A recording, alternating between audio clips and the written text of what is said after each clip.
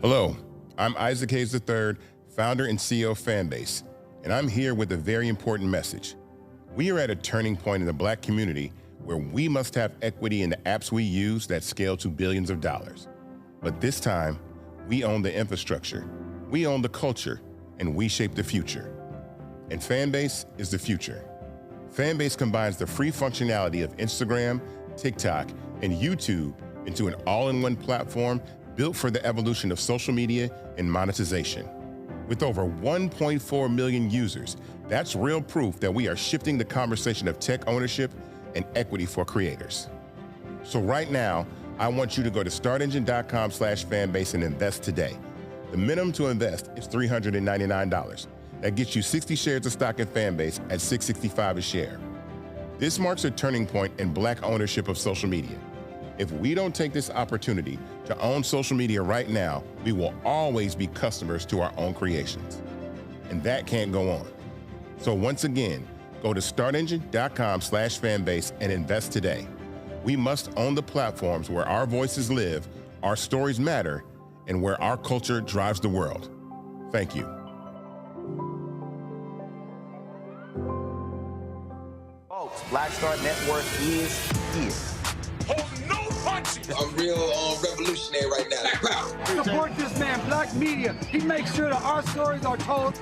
Thank you for being the voice of Black America, Roland. Stay Black. I love y'all. All momentum we have now, we have to keep this going. The video looks phenomenal. See, there's a difference between Black Star Network and Black-owned media and something like CNN. You can't be Black-owned media and be scared. It's time to be smart. Bring your eyeballs home.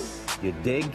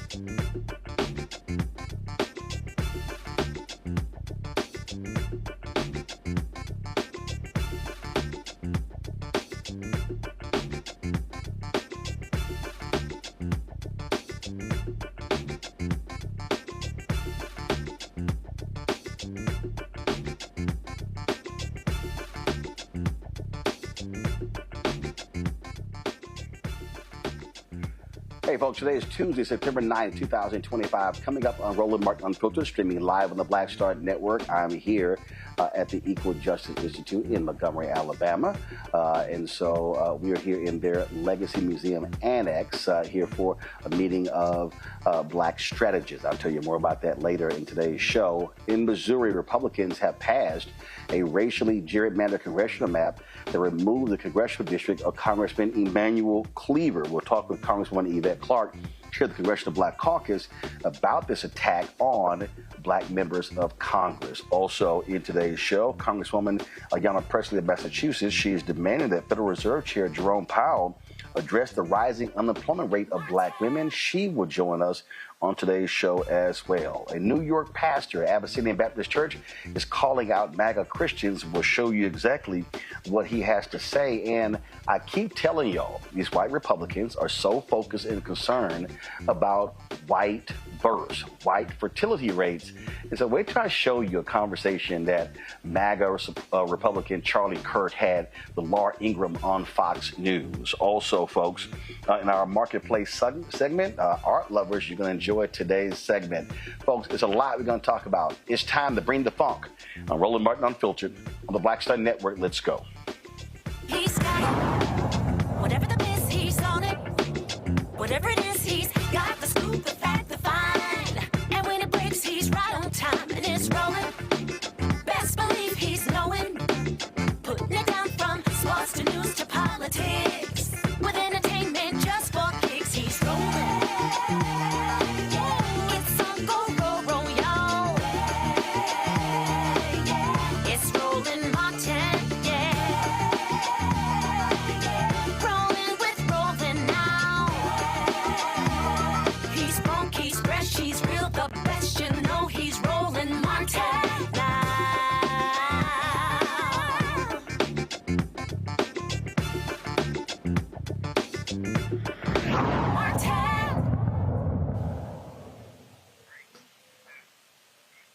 Hey, folks, I am here in Montgomery, Alabama for a series of meetings the last couple of days. And we're here at the Equal Justice Institute. This is their Legacy Annex.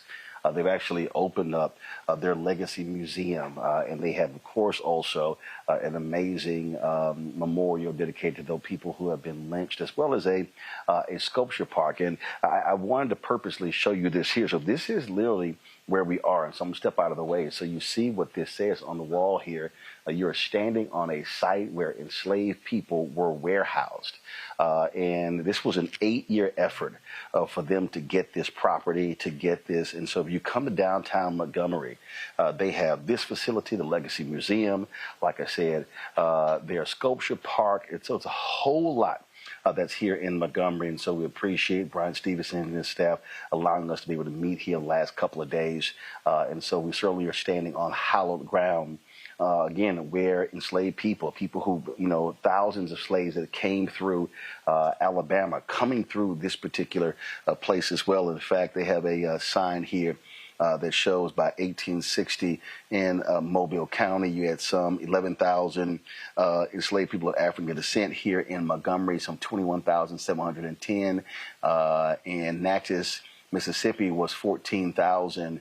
And then New Orleans was 14,000. So you literally had more the population of enslaved black people in major trade centers. This was one of the major trade centers, Montgomery, Alabama. And so just wanted to share that history with you. Folks, let's talk about what's happening with racial gerrymander all across the country. Today, the state Senate in Missouri passed a racially gerrymandered map that dismantles the congressional seat of Congressman Emanuel Cleaver. Now, in Missouri, there are 10 members of Congress. There are 8 Republicans, 2 Democrats.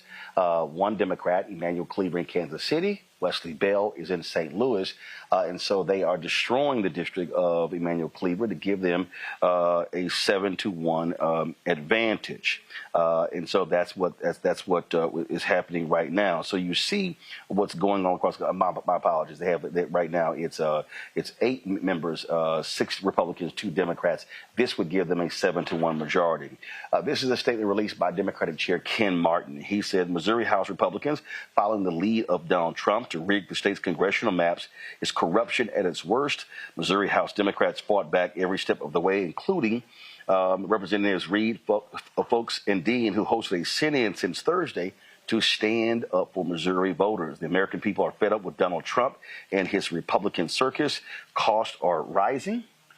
He said costs are rising, the economy is tanking, and his signature legislation is a massive transfer of wealth from the bottom to the top. No wonder Trump is trying to rig the game.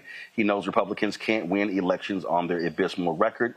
Democrats will continue to fight back every step of the way, and make no mistake, this fight in Missouri is not over. Joining us right now, Congresswoman Yvette Clarke out of New York. She's the chair of the Congressional Black Caucus. Glad to have you back on the show.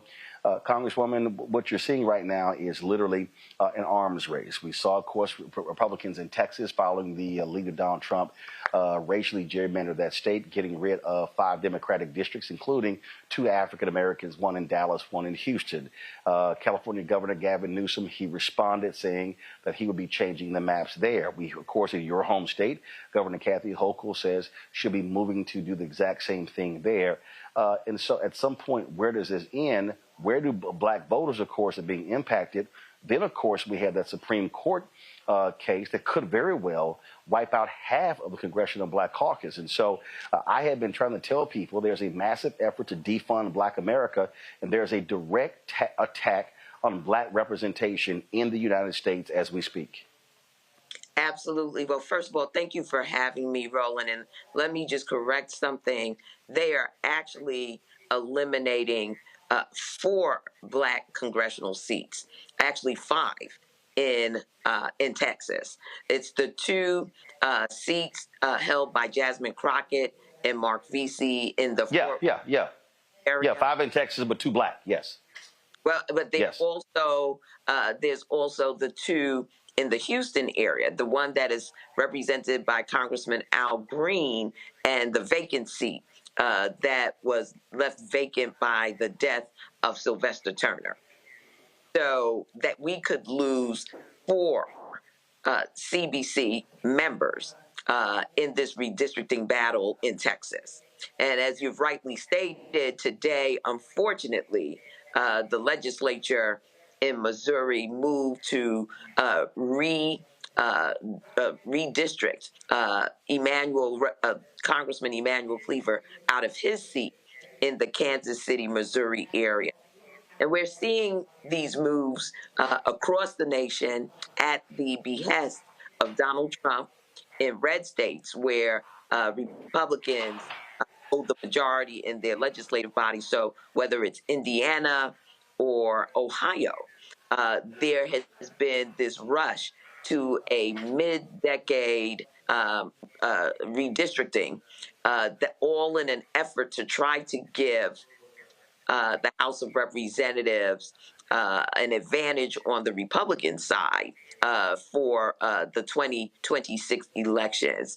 And we actually held a press conference today, Roland, to highlight the numbers of CBC members that are impacted and are potentially impacted by what is taking place right now. Even in Louisiana, there is litigation about to commence because they too are moving after having just gone through the process of expanding representation for black voters in Louisiana. They have now backtracked after it was a Republican governor, Republican state legislature that expanded their map to include another black opportunity district. So this is all under the pressure and vice of Donald Trump.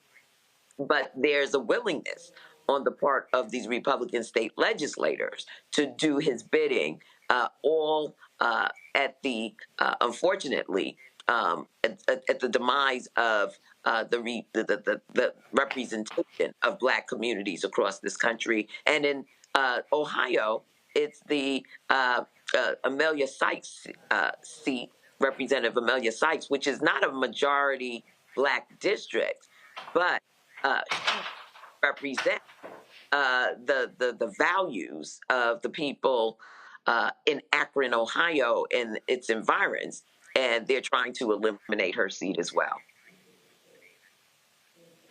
Well, the question people are asking is, okay, how do they respond? What do they do? Look, we saw what happened in Tennessee. Republicans dismantled the congressional district in Nashville, literally splitting it into 4 congressional districts. So we see Republicans are doing there in Missouri. So what do you say? How do the voters respond? And for me, what I keep saying is that for black voters, we have to maximize our vote. And we can't be simply in elections and voting at 35, 40, 45% of our capacity. Absolutely. Well, there are a couple of things. One, we need to register our disgust with what's taking place. If you are taking for granted the fact that you have someone representing you in Congress that is reflective of your lived experiences, that is fighting and using their voice to amplify your aspirations and your desires, then you need to be outraged by what is taking place right now.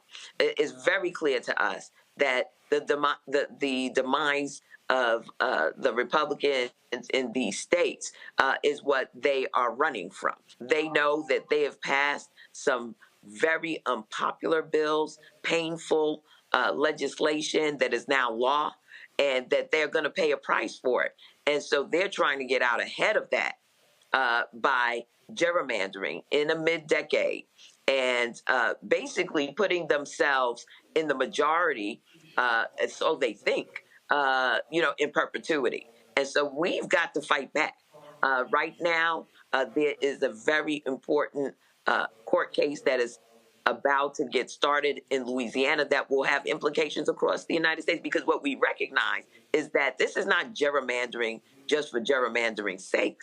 This is racially motivated gerrymandering, and that is clearly unconstitutional under Section 2 of the Voting Rights Act. And so we've got to make sure that we're educating our folks, we're informing them, and that we are drilling down into the grassroots so that people understand what is at stake here. It's not just losing your voice, but it is trying to rig the political system so that Republicans and MAGA in particular are in power in perpetuity. Well, here's the thing here. When you say we have to fight back, what I keep hearing from people, what does that mean? What does that look like for us to fight back? Well, I think we can take a page out of the page of John Lewis and the foot soldiers, of the civil rights movement. They are the ones. They paid in their blood, Bloody Sunday, right to vote.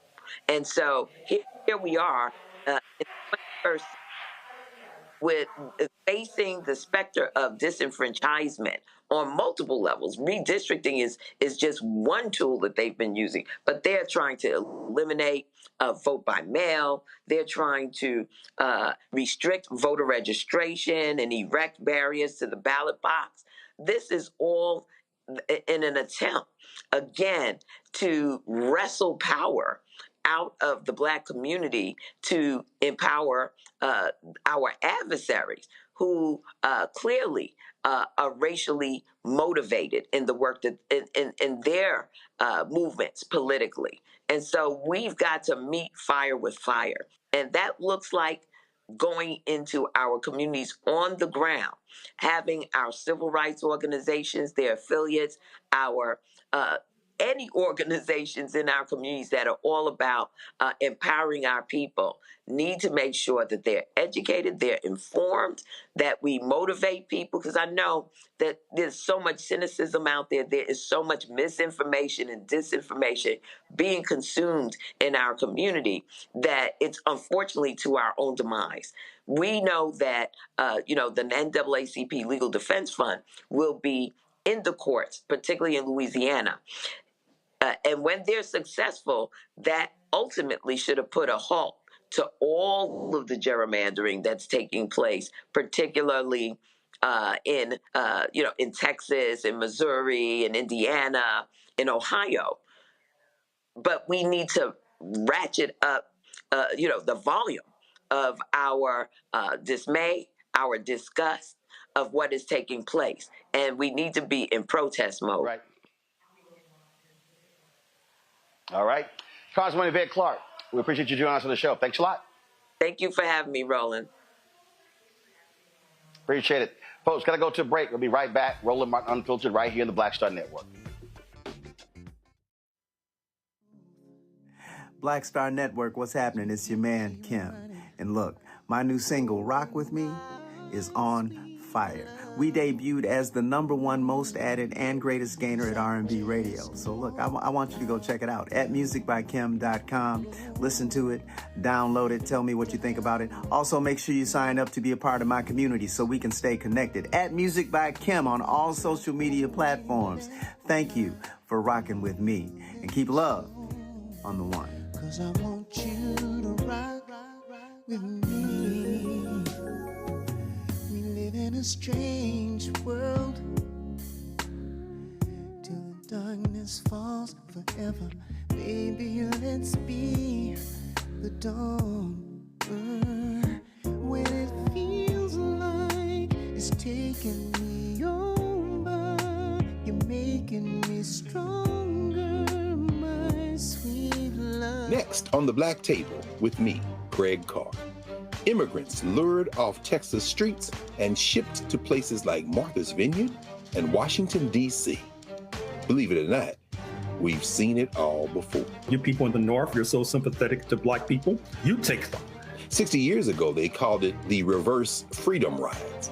Back then, Southern governors shipped Black people north with the false promise of jobs and a better life. It's a part of a well-known playbook being brought back to life. So what's next?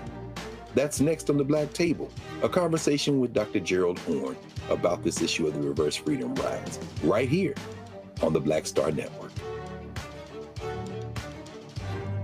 My name is Lena Charles, and I'm from Opelousas, Louisiana. Yes, that is Zydeco capital of the world. My name is Margaret Chappelle. I'm from Dallas, Texas, representing the Urban Trivia Game. It's me, Sherry Shepherd, and you know what you watch. Roland Martin on Unfiltered.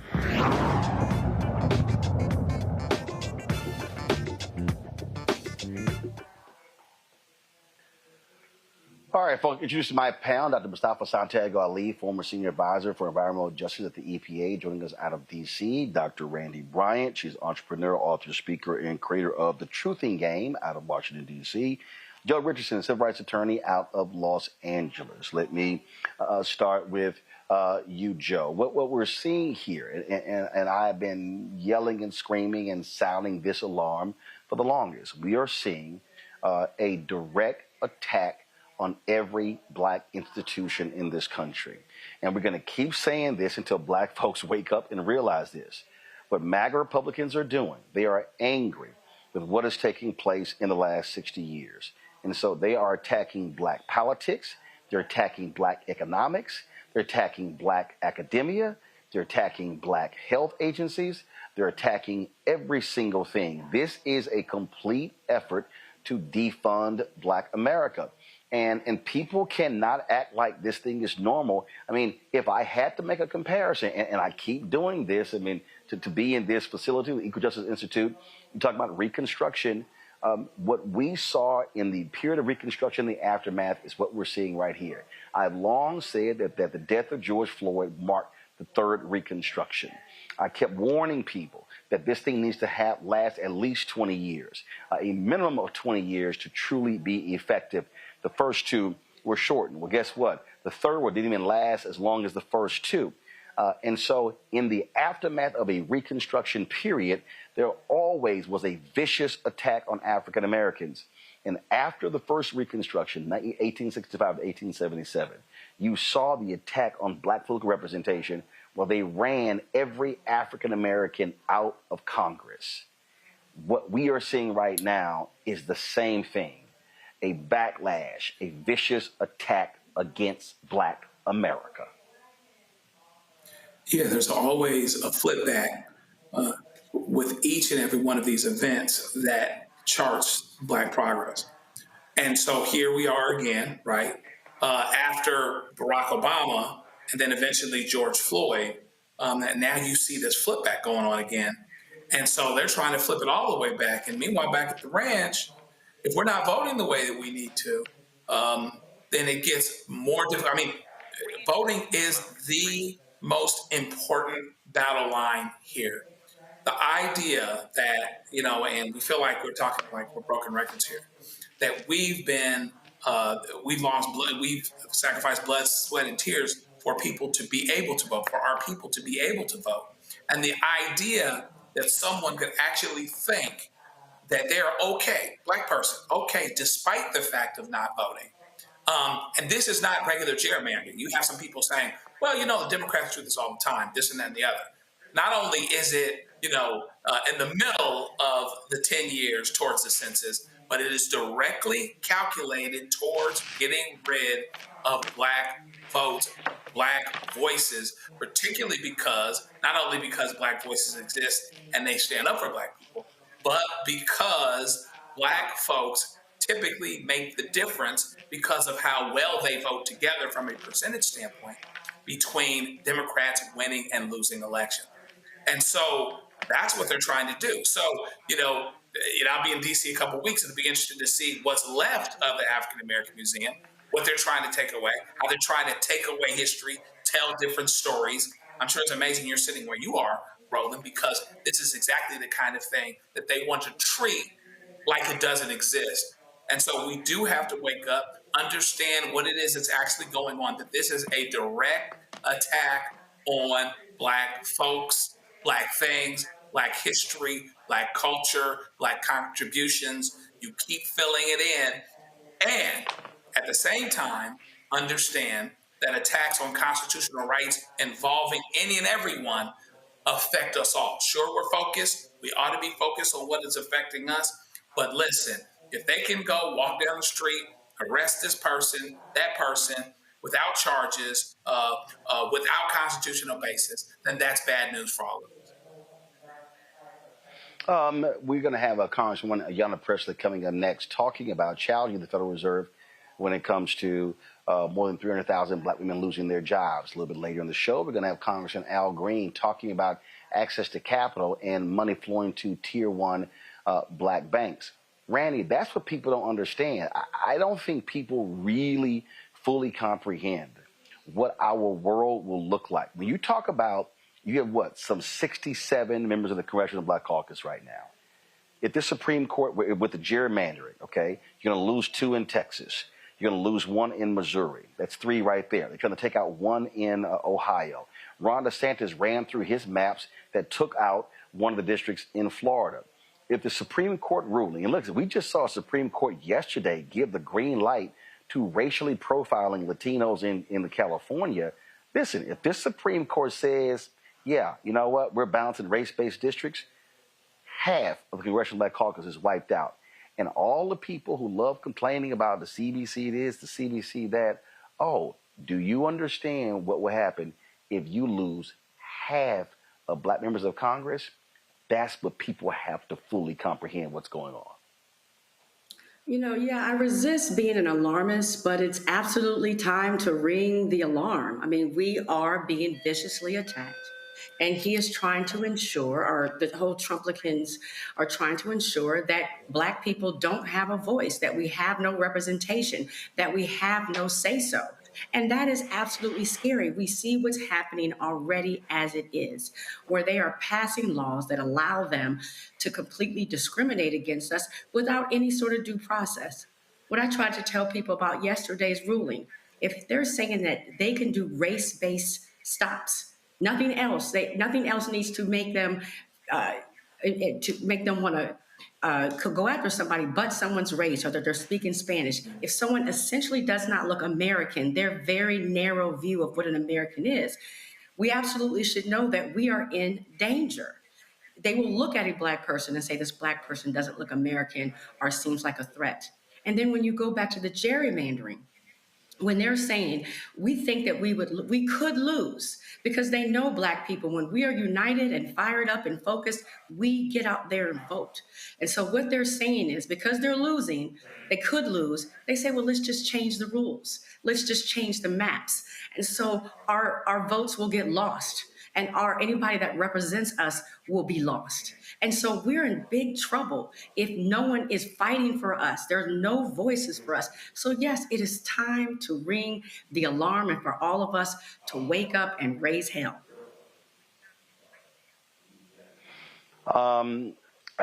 People out there could think we're playing, we're joking. Mustafa, I'm wearing this shirt. Don't blame me, but for the black woman, we are seeing the results of what happened when we elected this thug in chief and how they are attacking every black institution.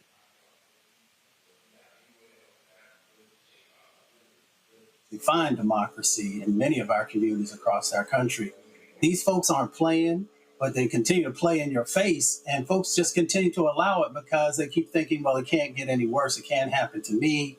All of the things that help you to sleep at night, but the reality of the situation is that you are also on the chopping block. When I looked at the maps that they were doing today and the sets of actions that they continue to move forward on, I was thinking to myself, this looks like a damn crime scene sketch. Because what you continue to find is that they are literally taking their hands and strangling our communities. They are strangling the resources out of our communities. They're strangling the power out of our communities. They are strangling the future out of our communities. And people still will just sit back and say, well, maybe that's not going to happen in any greater way. And when they do these maps, here's the interesting thing. They're really giving y'all the middle finger. That's what they're doing. They're saying that I don't care, no matter what happens, we're going to make sure that black folks know that they're not welcome, that brown folks know that they're not welcome, that Democrats know that they're not welcome. That's exactly what these sets of actions are sending a very clear message. So you're going to have to make a decision. Are you going to get up and get engaged? Are those folks who call themselves our allies actually going to show up and do some real work this time? Or you will blink and you will not find democracy. But not just you won't find democracy, you're not going to have any rights, and you're going to find yourself in a very dangerous and precarious situation in the not so distant future. So, folks, going to go to a break. We come back. We're going to talk to Congresswoman Ayanna Pressley. She is pressed to the case when it comes to the more than 300,000 black women who have lost jobs since January. We'll have her next. Folks, don't forget to support the work that we do here at Roland Martin Unfiltered and the Black Star Network. Join our Bring the Funk fan club. The goal is to get 20,000 of our fans contributing, on average $50 each a year. That's $4.19 a month, 13 cents a day. That funds this show as well as the other shows on our network. If you want to support us, please do so by utilizing Stripe QR code. If you want to give to us via Cash App or use a credit card, again, the Stripe QR code, you see it right there. PayPal is R Martin Unfiltered. Venmo is RM Unfiltered. Zelle, Roland at RolandSMartin.com. Roland at RolandMartinUnfiltered.com. And again, if you want to check some money order, make it payable to Roland Martin Unfiltered, P.O. Box 57196, Washington, D.C. 2003 7-0196. Our goal is to raise $1 million between now and the end of the year. And so, if you want to make it all possible, stand with us as we celebrate 7 years of Roland Martin Unfiltered, 4 years of the Black Star Network. Back in a moment. This week on The Other Side of Change. D.C. has been ravaged and taken over by tanks, soldiers, police officers over the last 2 weeks, and it's only starting there. Trump has announced that he also has plans to bring this to Chicago, Baltimore, and New York City. So we're going to dig into it. This is On the Other Side of Change, only on the Black Star Network.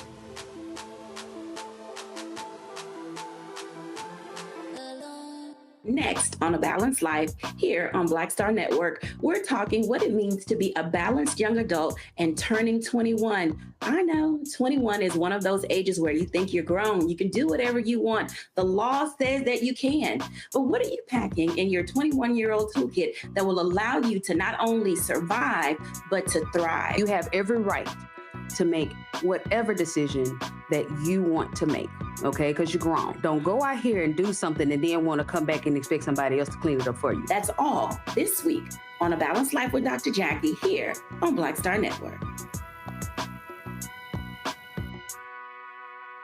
This is Essence Atkins. Mr. Love King of R&B, Raheem Devon. It's me, Sherry Shepard, and you know what you watch. You're watching Roland Martin Unfiltered.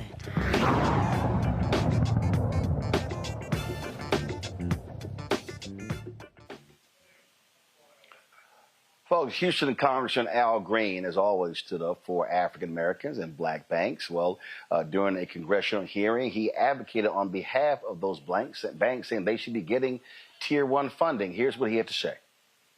Let me now recognize the gentleman from Texas, Mr. Green, for 5 minutes. Thank you, Madam Chair. I thank the ranking member for her comments and would associate myself with the comments of the ranking member. I would call to our attention the intelligence that has been provided to me indicating that there are 4,487 FDIC insured institutions. And it is my belief that less than 50 are Black owned. In fact, less than 40 are Black owned. To be more accurate, less than 30 are Black owned. To be even more accurate, less than 1% are Black owned. I'm interested in knowing how we can use this topic of funding access to acquire more Black banks. I've been with friends who've started banks. It is not easy to acquire Tier 1 capital. Tier 1 capital. There's not a Black bank in the country with $10 billion in Tier 1 capital. Probably 2 exceed $1 billion. Probably 2. Now, Mr. James, you're much more educated on these things than I, so correct me. Do we have more than 2 Black banks with Tier 1 capital exceeding $1 billion? Thank you for the question, Congressman Green. Actually, there are 25 Black-owned institutions in the United States, and there are 2 that exceed $1 billion in total assets. Technically, no, there are no institutions that are Black-owned that have more than $1 billion in Tier 1 capital. These are institutions that are just over $1 billion in total assets. And the truth is this: we didn't get here because Black people are not intelligent, because they can't count, because they can't be educated. It's racism. So the question becomes, how do we overcome this racism so that Black people can own banks and acquire capital? I don't have the answer, but I know what has created the problem. And until we confront this, I'm not sure that we'll be able to resolve the issues associated with starting and maintaining Black banks. Mr. James, do you have any answer for me to help me understand how we can acquire more Black banks and deal with the racism that still exists? Thanks again. I do want to acknowledge that in the last 5 years, for the first time in American history, we have seen a convulsion in the United States economy, such as what happened during the pandemic, and actually not seen a decline in African-American-owned institutions. Typically, when you had the Great Depression or the Great Recession, you would lose typically around half of the Black-owned institutions would fail because they were undercapitalized. In the last 5 or 6 years, there's been more capital available, and so we've actually seen a slight uptick. So at the beginning of the pandemic, there were only 19 Black-owned banks, and now there's 25. And so that's good news. I think it would be very helpful to, again, reduce that community bank leverage ratio to a smaller number, to increase the access for reciprocal deposits and other forms of liquidity, so that you could have smaller institutions of all types, whether they serve urban and rural communities, whether they be Black-owned or owned by anyone else, where you could encourage more competition and more different types of institutions. Regulatory reform is also important, because if we can evolve regulatory regulation, I'm going to have to we can have more institutions. I have to intercede because I have to close with this. 2 things. The first is I think that we can do things to help all banks. But at some point, we will have to do something to help Black people. We really will. We didn't get here because we were unable to help ourselves. It was because others wouldn't allow us to help ourselves. And the final thing is, are there no women who can do what you men do? I always pay attention to who's on these panels. All male panel. But for this African American, I assume you're African American. You look like one to me. I don't know, but but for the Democrats, we wouldn't have an African American on the panel. Gentleman's time is expired. The gentleman's time has always expired. I yield back. Again, perfect example of what happens when you have black representation in Congress. One of the issues that we have been talking about, the more than 300,000 black women who've lost their jobs since Donald Trump went back into the Oval Office. And Congresswoman Ayanna Pressley is demanding answers from Fed Chair Jerome Powell. She joins us right now. Congresswoman, glad to have you back on the show. So what demand are you making of the Fed Chair? Roland, always good to be with you. The demand that I'm making of the chair is that the Fed do its job. It has a dual mandate, but for now, I'll just speak to one part of that mandate. It's a statutory mandate, and that is to maximum full employment. And given the alarming rates and spike in unemployment across the board, but for black women in particular, who have always been the canaries in the coal mine when it comes to our economy. The black women represent 12% of the federal workforce. That workforce, had a hammer taken to it. And so when you consider reduction in force, mass firings, and with a focus on those agencies that black women dominate, housing and urban development, health and human services, USAID, Department of Education. And then you layer that with the defunding and the dismantling of diversity, equity, and inclusion in the private sector, and that chilling effect and that rollback. Not only do you see a lack of representation and black women being forced out of the private sector, but black women also dominate diversity, equity, and inclusion jobs. So this is devastating. 51% of black women are the primary breadwinners in their family, the primary caregivers. So this is will be devastating. Huge implications for black women, for the black family, and for black communities. And so you're talking about 300,000 black women whose livelihoods and lives have been disrupted. And if any other group were experiencing something as extreme as that, they would already be studying it. What I'm demanding of the chair in their statutory mandate for maximum employment, and given the 6.7 rate of unemployment for black women, is for them to analyze the data, to study it, to come up with a plan of action. And then the second part of it is the other part of their mandate is their independence. And I'm calling on Chairman Powell to be 10 toes down and full-throated in his defense and support of Governor Lisa Cook, the first black woman to be in this role, because in doing that, you affirm the independence of the Fed because her firing is unlawful. So why don't you send that to him, and did you give him a time frame to respond? Yes, and we'll be following up to see what happens with that. I mean, listen, Roland, we're not just sitting around and waiting for answers. We're going to keep applying the pressure here because this is of deep consequence to black women, to black families, and black America. But again, to the economy writ large, because black women have always been the canaries in the coal mine. So this is a devastating metric of what is to come. And again, when you're talking about 300,000 families who've had their livelihoods and lives disrupted, I think for any other group, this would be a 5-alarm fire. And so we're going to keep the pressure on Chairman Powell and the Fed to honor that statutory dual mandate of maximum employment while also affirming their independence and being full-throated in their defense of Governor Lisa Cook, who is the most recent black leader and black woman in the long line of baseless attacks against black leadership in this administration. This hostile administration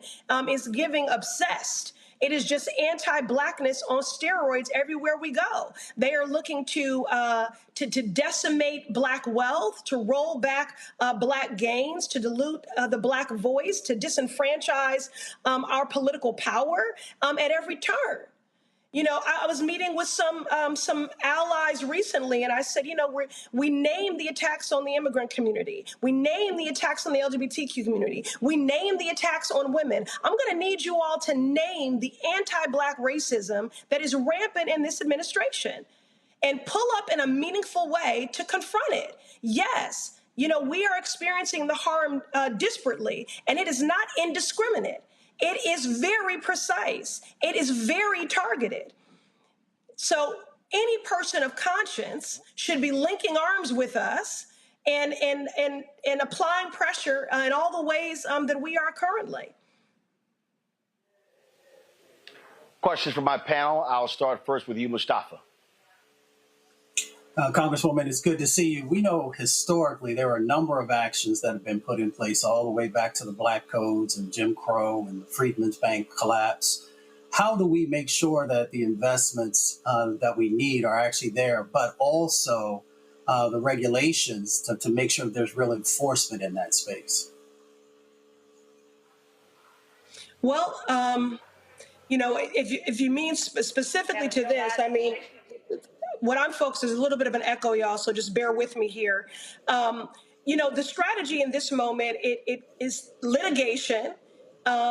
The harm is acute, and so that can be a frustrating endeavor because when you're trying to match lawlessness with the rule of law, but that being said, we have been successful in slow rolling or blunting a lot of these unlawful, rogue, and racist attacks through the courts. It just takes more time. I still see outside of litigation, legislation as a tool at our disposal, despite how sobering the landscape is from a legislating standpoint, but I just keep applying the pressure. I'm just appealing to, 4 Republicans of conscience. Their majority is very slim, and I'm starting to see that pressure. I've been invited to a number of Republican districts to convene town halls because their own representatives will not meet with them. And as people start to feel the effects of this economy, the impact of these chaotic tariffs, the impact of these mass layoffs, and are worried about their Medicaid and their Social Security. So it's very important that we continue to keep the public aware and informed. And the more informed they are, the more enraged they are, and the more they're clear about who are the architects of this harm. And it is the opposition. And then finally, agitation and mobilization. So I think it's all of those things. It's litigation, it's legislation, it's agitation, it's mobilization. Look, this is a dictatorship, and you can't beat a dictator with appeasement. Hello, somebody. You cannot beat a dictator by being complicit in silence. The only way to beat a dictator is with defiance. And so we have to resist, reject, obstruct at every single turn. And so that's what I continue to do, and that's what I continue to push others to do. This is a 5-alarm fire. Yes, I'm concerned about everybody, but what this means for Black America and this moment of anti-Blackness on steroids, this is not about can we weather the next 4 years, y'all. This is going to shape the next 100 years. This is about harm that we'll be digging out for generations. So I also want to say the other thing I remain squarely focused on is reconstruction. What if we do our job and we rebuild this party and we get our gavel back, to do what? So that's what I'm actively working on now is what does the work of reconstruction look like? Because when you have someone running the country who's running it like one of his many failed bankrupt businesses, they're going to move fast and break things. And it's easy to do that. It's a lot harder to rebuild. But we have to right now begin thinking about what that looks like. What does that mean? And how do we do that? Randy, your question. So much for being here. When we talk about rebuilding, I'm thinking about the individual families, those 313,000 Black women who have lost their jobs, many of them very, powerful, well-paying jobs. Do you have any practical advice of what they can do now? How do they start to rebuild their lives? Well, first, let me just say right now, I'm focused on how do I mitigate the harm while actively looking for ways with which to ensure that we can recover what we've lost. It's just so layered. It's in every single way. It's no wonder that we're feeling overwhelmed because that is their strategy. They also want us to feel that these things are inevitabilities, but I refuse to accept that. But it is a layered, compounded assault. When you also consider the fact that all the gains as someone who led that fight for student debt cancellation and for creative ways for income-driven repayment, and all those things have been rolled back. So you're talking about Black women women, 51%, who are the primary breadwinners, the formidable role they play in their families as caregivers and the primary breadwinners. Black women, the most educated, carrying the most debt, now having to then repay those payments, which we've made great progress on, against the backdrop of chaotic tariffs, an unpredictable economy, and being laid off. So I'm trying to get at this in every single way. What I need Black women to know is that I see you. I'm centering you in every single thing that I am doing, and that I am fighting like hell for you. You know, for your lives, for your families. This is it is devastating. It is destabilizing, and we will be digging out, for generations. That is the reality. But I'm trying to do whatever I can in this moment to buffer and mitigate the harms and to hold people accountable, like the Federal Reserve. They have a statutory mandate. This is why lifting up the work of Sadie Alexander, the first Black woman with a PhD in economics, and Coretta Scott King and Barrett Rustin and others, why I've been pushing for a federal job guarantee since I've been in Congress, because that is a part of their statutory mandate. So now I'm saying, you see this crisis happening with Black women, analyze it in a meaningful way, come up with a plan that we can hold you accountable to, and let's get to work. Because if you don't give a damn about Black women, then you don't give a damn about this economy or any working family, because Black women have always been the canaries in the coal mine. So this is a very frightening metric for what this means, for what's to come. Joe. Thank you, Congresswoman, for everything that you do. And this is, of course, incredibly important, beyond important.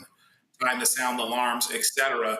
And I appreciate that the window that you're going through, among the many things that you're doing, as you've said, is making a direct appeal to the Fed chair. What's the best way that folks like us that are now aware that there is something that's being attempted to be, there's pressure being brought to bear on this particular issue and this aspect of the issue, which is both micro and macro? You're talking about supporting this Black woman that's on the Fed, as well as analyzing, based on their statutory mandate, what's happening as it pertains to jobs and how this disproportionately affects Black women, et cetera. What's the best way for us to be part of educating people, and particularly our people, on this issue? Yeah, I would just ask every person to ask their elected representatives to join our call, to support us in that pressure. I think the most important thing is vigilance and stamina and saturation. We need as many people as possible applying that pressure and holding the Fed accountable in this way to do their job. And also, with the other part of that mandate, to affirm the independence of the Fed. Because not only is the targeting of Lisa Cook racist, but a consistent and predictable play from Donald Trump and his obsession with Black leadership and Black women in particular, but it is unlawful. It is racist and it is unlawful. And so join our calls. Ask your other elected leaders and beyond to join our calls and our demands for Chairman Powell to be full-throated in his defense of Lisa Cook and call this what it is. It is an unlawful firing. And in doing that, he also affirms the independence of the Fed.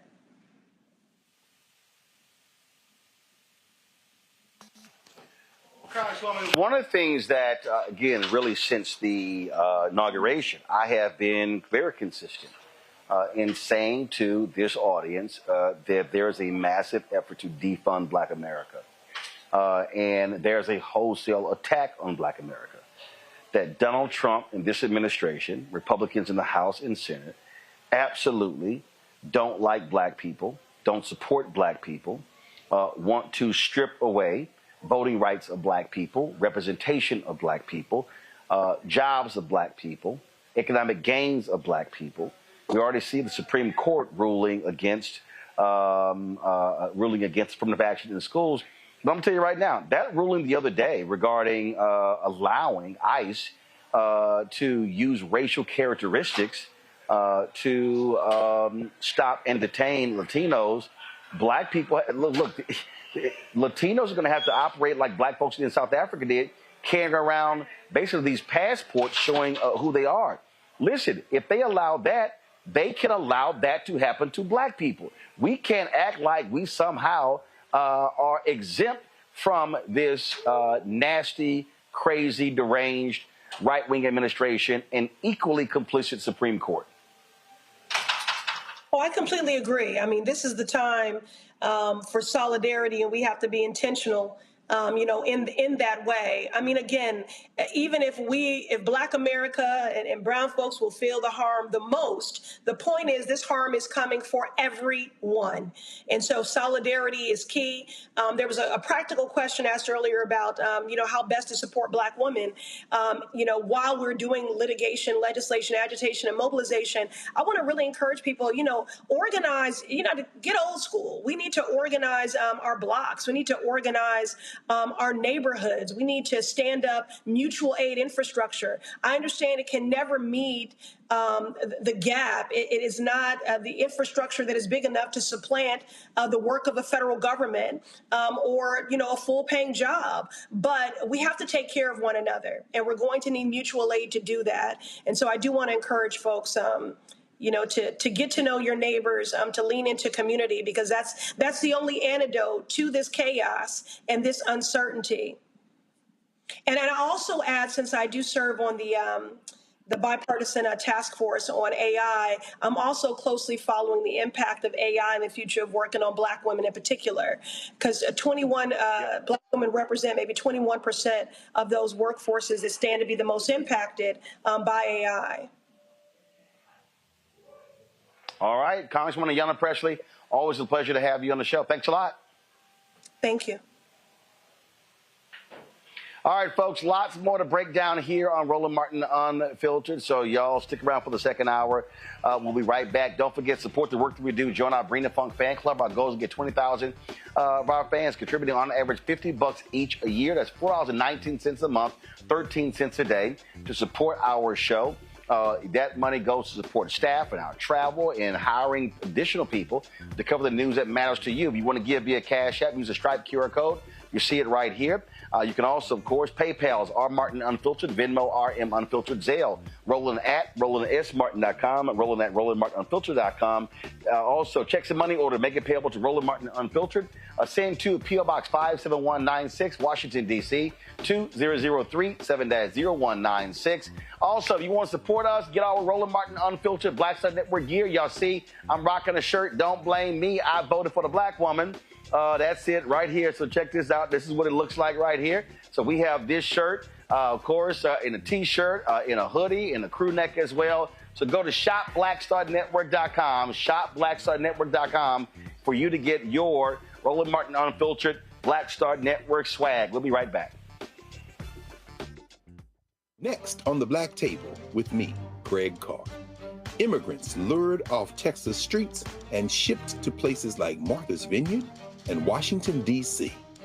Believe it or not, we've seen it all before. You people in the North, you're so sympathetic to black people, you take them. 60 years ago, they called it the reverse freedom rides. Back then, Southern governors shipped black people north with the false promise of jobs and a better life.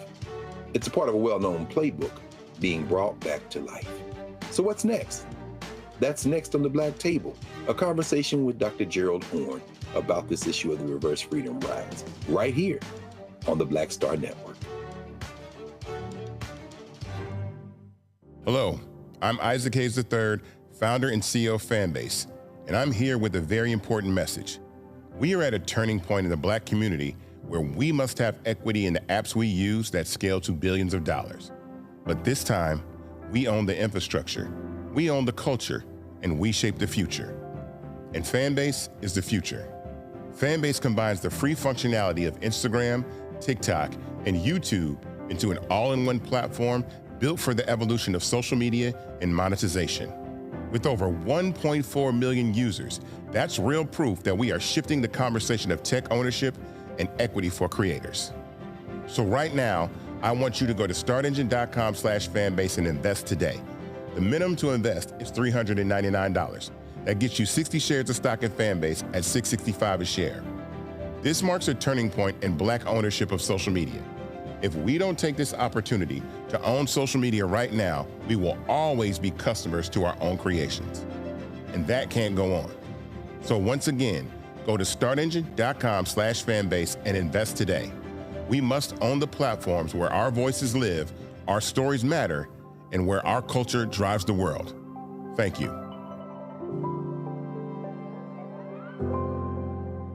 This week on the other side of change. DC has been ravaged and taken over by tanks, soldiers, police officers over the last 2 weeks, and it's only starting there. Trump has announced that he also has plans to bring this to Chicago, Baltimore, and New York City. So we're going to dig into it. This is On the Other Side of Change, only on the Black Star Network.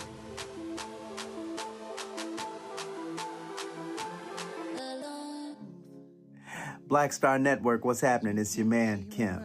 And look, my new single, Rock With Me, is on fire. We debuted as the #1 most added and greatest gainer at R&B radio. So look, I want you to go check it out at musicbykim.com.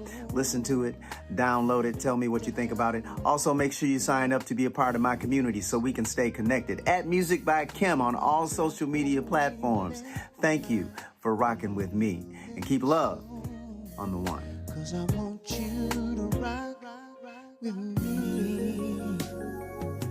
We live in a strange world till the darkness falls forever.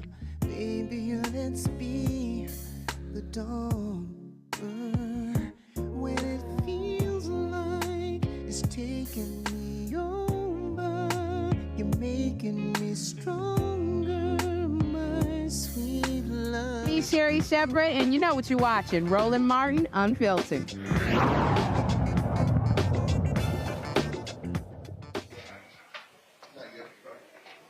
Folks, let's talk about how absolutely awful this Trump economy has been. Some new numbers came out today. The Labor Department released some numbers. It turns out U.S. employers added nearly 1 million fewer jobs than was initially reported. A new analysis about hiring for the year ending in March was overstated by about 911,000 jobs. The most significant downward revision on record. The Bureau of Labor Statistics revised the prior 2 months' data showing employers actually shed 13,000 jobs in May, a loss that marks the first monthly decline since December 2020. Bottom line, what this tells us, Mustafa, is this economy sucks.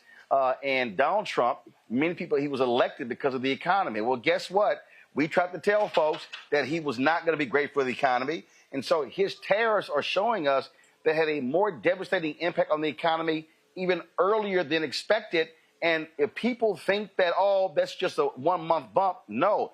We got stagflation. We're moving towards a recession. And so this idiot doesn't care. And I keep seeing all of these farmers whining and crying, now begging for a buyout. It's like, so now y'all want a buyout, but then y'all were against student loan debt and things along those lines. I'm sorry, thoughts and prayers. Yeah, exactly. You know, when they kept telling us that the economy was strong, I was thinking, where is the economy strong? Because you miss almost 1 million jobs and still flex like you ball. And then, you know, they show up like they actually showed up in a rented Bentley and have an EBT card in the glove compartment. So you ain't fooling nobody. They continue to try and manipulate the numbers. They continue to try and play games with us. And folks just got to make sure that they're continuing to speak out. Because I ain't never seen nobody lose that many jobs before. If you lose that many jobs, if I lose one job, my mama gonna be knocking on my front door talking about you need to find out where that job is at. So we just gotta stop allowing these games to be played. We gotta also understand that, you know, when they're hurting people, they're actually changing dynamics as others have shared, you know, for generation upon generation. One, we gotta call it out. Two, we got to make sure that we're also investing in our communities because we know that they're not going to do it. And three, it is tied to your vote. Once again, all of last year, we talked about your vote, how important it was for the economy, for a number of other things. And I don't know if people took us serious or not, but now you're seeing how it plays out. Oh, yeah. Randy, I mean, I'm seeing more and more of these videos, these MAGA people who just crying and complaining and, oh, my God, what's going on. And it's kind of like, you voted for this. In fact, one California town, 64% of this town voted for Donald Trump. Now they're crying because their rural hospital is shut down. We told you. Yeah, they thought they were immune. They thought that they had the complexion for the protection, but not with this economy. You think about it, 22,000 jobs, new jobs last month, which is abysmal. Typically, you want to see about 100,000 to keep up with the population. But this man and his policies is ruining the economy. You now have industries that are being greatly affected by tariffs. You also have people who no longer are coming to visit America. Nobody's trying to come from another country here. And so our tourism is down, so hospitality industries are affected. You also have where we have lost our workforce because, capitalism, you need a workforce that you don't have to pay as much for it to run. People don't want to say that will take these low wage jobs. So that's why these farmers are also struggling because they chased off the workforce. They either sent them out or sent them into hiding. And so his policies have real effects. And these policies are what they voted for, but they thought that they would be protected, that their whiteness was going to protect them for these terrible policies that he said he was going to do. But they were so ignorant and they're so enamored by that man that it seems like they don't listen. But I bet you one thing, their pockets are going to make them listen. Their being hungry is going to make them listen. Not having a place to eat is going to make them, to live is going to make them listen. But it's having a real impact. This economy sucks and there's no other way to say it. Joe, I'm looking at this right here. This came in today. 3 rural hospitals in Virginia are shutting down. Augusta Health said that it's a response to the One Big Beautiful Bill Act and the resulting realities for healthcare delivery. And so, guess what? A lot of those MAGA wave flagging folks in rural Virginia, hello, say goodbye to your hospital, all because of Donald Trump and his policies. Say goodbye to your hospital and then say hello to increased hospital expenses, increased medical care expenses for all of us, even those of us that are insured.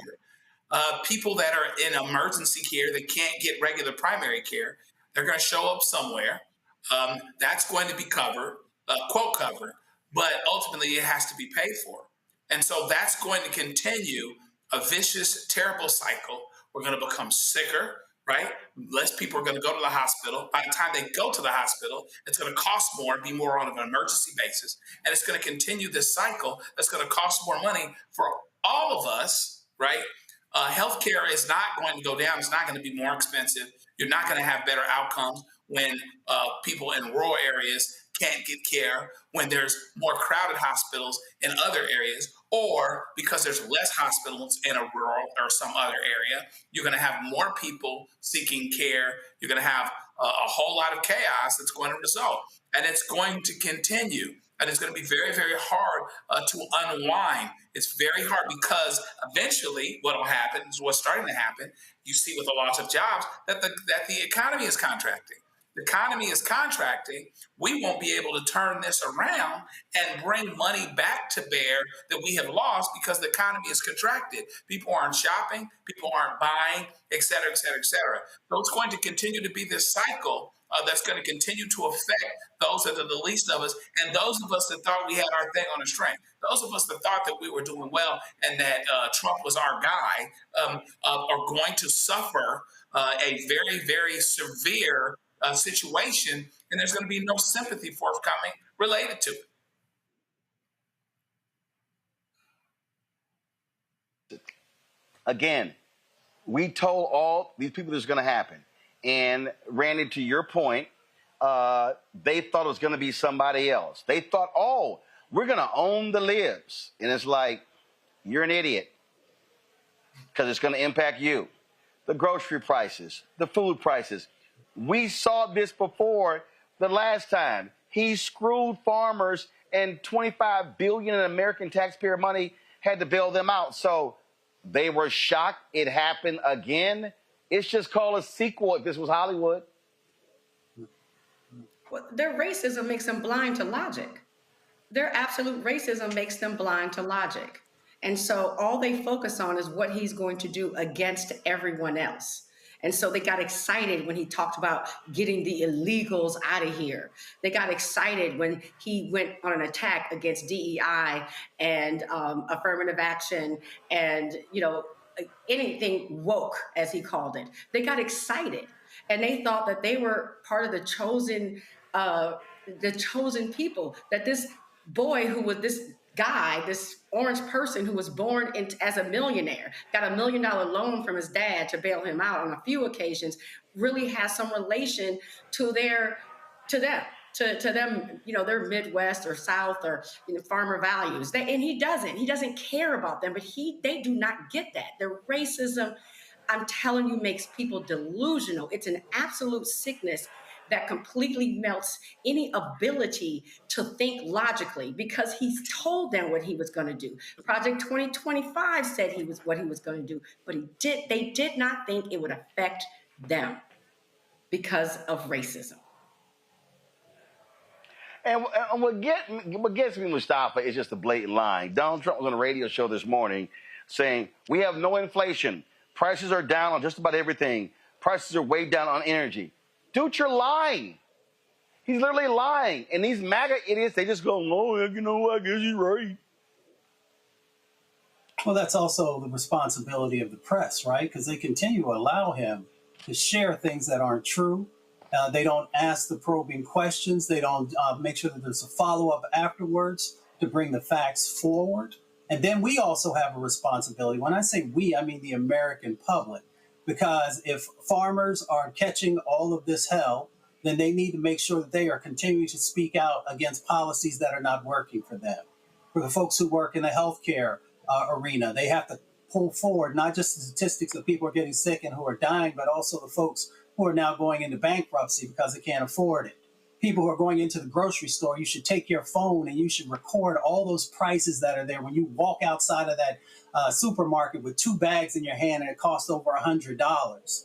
So we've got a double-edged sword that has to be utilized in this moment. We got to make sure that folks who have a responsibility for making sure the truth is being told on the reporting side of the equation, but we also have to continue to speak out against these failed policies and make sure that we are also not just speaking out, but once again, we're going to say it over and over and over again, give more deeper consideration into your vote and vote based upon what's going to make your life better and not just because of some racial issues or misogynistic issues. Start being more intelligent about how you utilize your vote. Folks, gonna go to the break. We come back. I keep telling y'all, white people are scared to death of not enough white people. Wait till I show this conversation on the Fox News. But you want to see white fragility? I got it for you courtesy of Charlie Kirk and Laura Ingraham. Boy, you're going to crack up. Folks, you're watching Roland Unfiltered right here, the Black Star Network, live from the Equal Justice Institute here in Montgomery, Alabama, at their Legacy Museum Annex. Back in a moment. Next on A Balanced Life, here on Black Star Network, we're talking what it means to be a balanced young adult and turning 21. I know 21 is one of those ages where you think you're grown. You can do whatever you want. The law says that you can. But what are you packing in your 21-year-old toolkit that will allow you to not only survive, but to thrive? You have every right to make whatever decision that you want to make, okay? Because you're grown. Don't go out here and do something and then want to come back and expect somebody else to clean it up for you. That's all this week on A Balanced Life with Dr. Jackie here on Black Star Network. This week on the other side of change. DC has been ravaged and taken over by tanks, soldiers, police officers over the last 2 weeks, and it's only starting there. Trump has announced that he also has plans to bring this to Chicago, Baltimore, and New York City. So we're going to dig into it. This is On the Other Side of Change, only on the Black Star Network.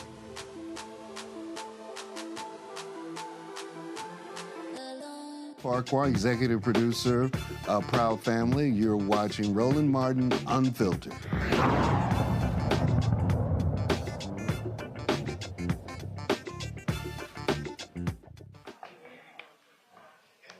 All right, I talked about this in my book, White Fear, how the browning of America is making white folks lose their minds about white Americans, especially white conservatives, freaking out because they stopped screwing. They stopped having kids.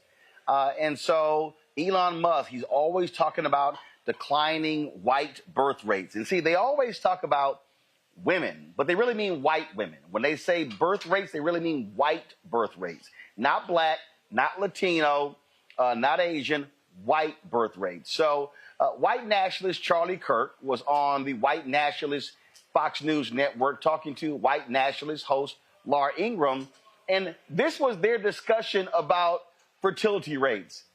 Y'all gonna get a good kick out of this.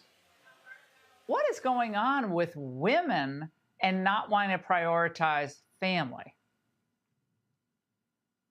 Yeah, this is a pattern that I've seen time and time on these college campuses where young men are ordering their life correctly. They want to first and foremost have children, get married, and then have a nice job or to be able to travel. If you look deeper into this data, it's completely consistent with other data we've seen in the last couple of years. Young women, they don't value having children. And this is one of the reasons why we are seeing a fertility collapse in the West.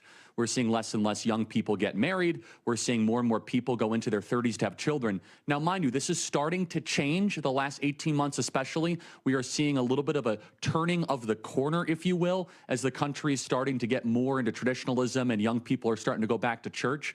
But if you play out the liberal worldview, the Kamala Harris worldview, to its furthest possible logical point, you have a country with literally no future.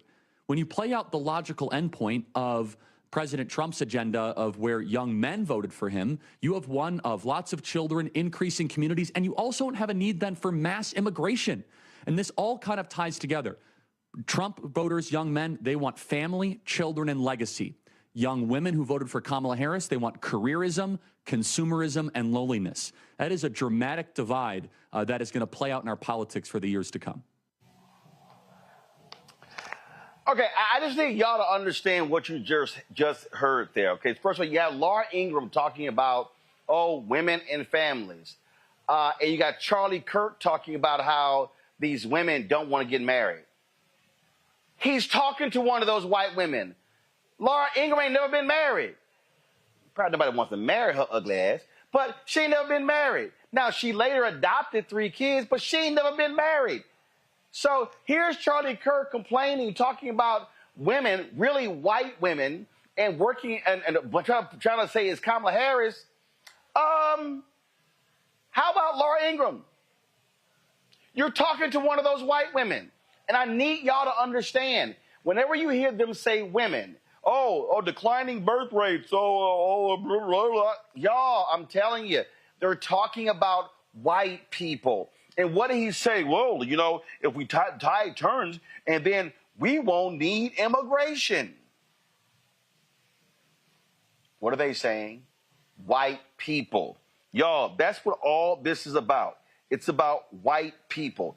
They are angry. They are upset that white people are not having children. They're upset that white people are not having babies. And so they're trying to blame everything. Control room, I just sent y'all a graphic. I want you to pull that up. Elon Musk, apartheid, South Africa apartheid Elon Musk, is always tweeting about fertility rates. He is infatuated. That's why he's had like 12, 13, 14 kids. I think he's got more kids than Nick Cannon. But that's what this is all about. So I need y'all to understand what these white folks are so focused on.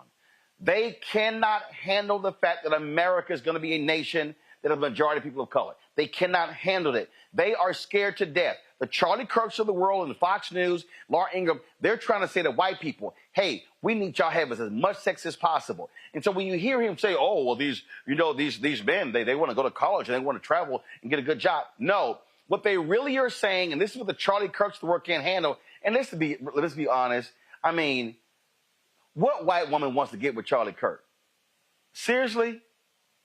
Seriously. What white woman wants to get with him? So what they're mad about, they're mad. I need y'all to really understand. Speaker Mike Johnson's the same way. They believe that the decline of America began with the civil rights movement and the women's rights movement.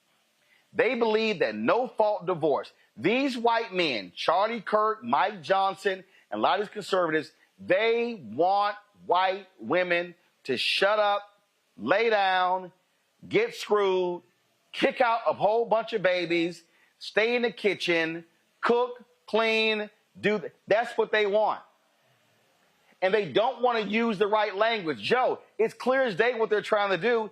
They do not want to have that real discussion. This is about whiteness, Joe. It's about white people having babies, white people getting married, because they are afraid of losing power. And so when they say women, yeah, they're talking about white women. And just like when they say future, they're talking about white future. I think it's interesting that Laura Ingraham asked him what was going on, asked Charlie Kirk what was going on with white women, or with women, which was white women. But yeah, they're getting ready to be outnumbered. And listen, if you don't have enough folk, you are just where you are.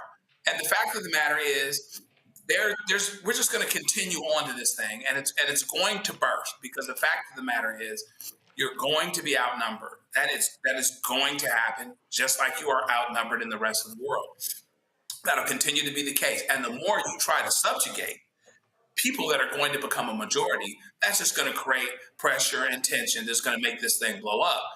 The other part is, you go back to Obama being elected, and you go back to Kamala Harris being elected, and things like this. Despite all of this racial pressure, people of color are still getting elected. And it's a reminder that there's a whole lot of people out here that don't necessarily accept that we always have to have white men in the positions of authority. Once people see something different, and see different potential, they'll demand something different. And they're scared of all of that. All of that scares them crapless, because they know that things are changing. And that's the good news here. We have to continue to facilitate it with our vote, with our involvement, with our understanding, with us speaking out, with action following, related to the future that we're all contemplating. But they're not doing what they're doing because things aren't changing. They're doing what they're doing because things are. They're trying to turn back the clock, but they're outnumbered. They're continually to be outnumbered, and that is not going to change.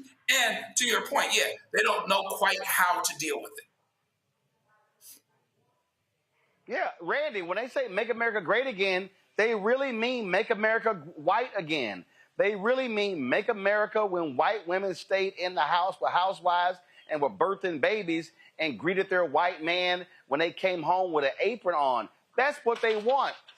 And see, they never want to say that. So it's like, oh, women. And how in the hell are you going to sit here and try to blame Kamala Harris because white women don't want to sleep with you, Charlie Kirk?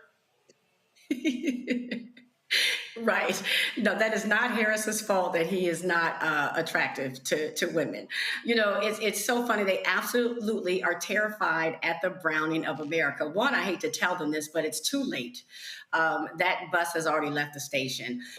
It's interesting. Laura Ingraham reminds me very much of those white women during the election who voted against themselves. Because if Charlie Kirk had his way, she wouldn't be the one asking him that question. She would be at home with a bunch of babies, with a husband who was paying her no attention, and just to be happy and satisfied. Because the reason why white women stop having babies is, one, they have a choice now because they have birth control, which is why they're trying to regulate that.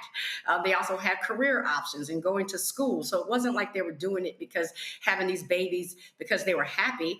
And when they had a choice not to, because they had fathers like Elon Musk and Donald Trump who are not raising the children, who are not staying with the women who have these children, who have been caught cheating on the mothers of the people who have their children. And so they decided to make different choices, right?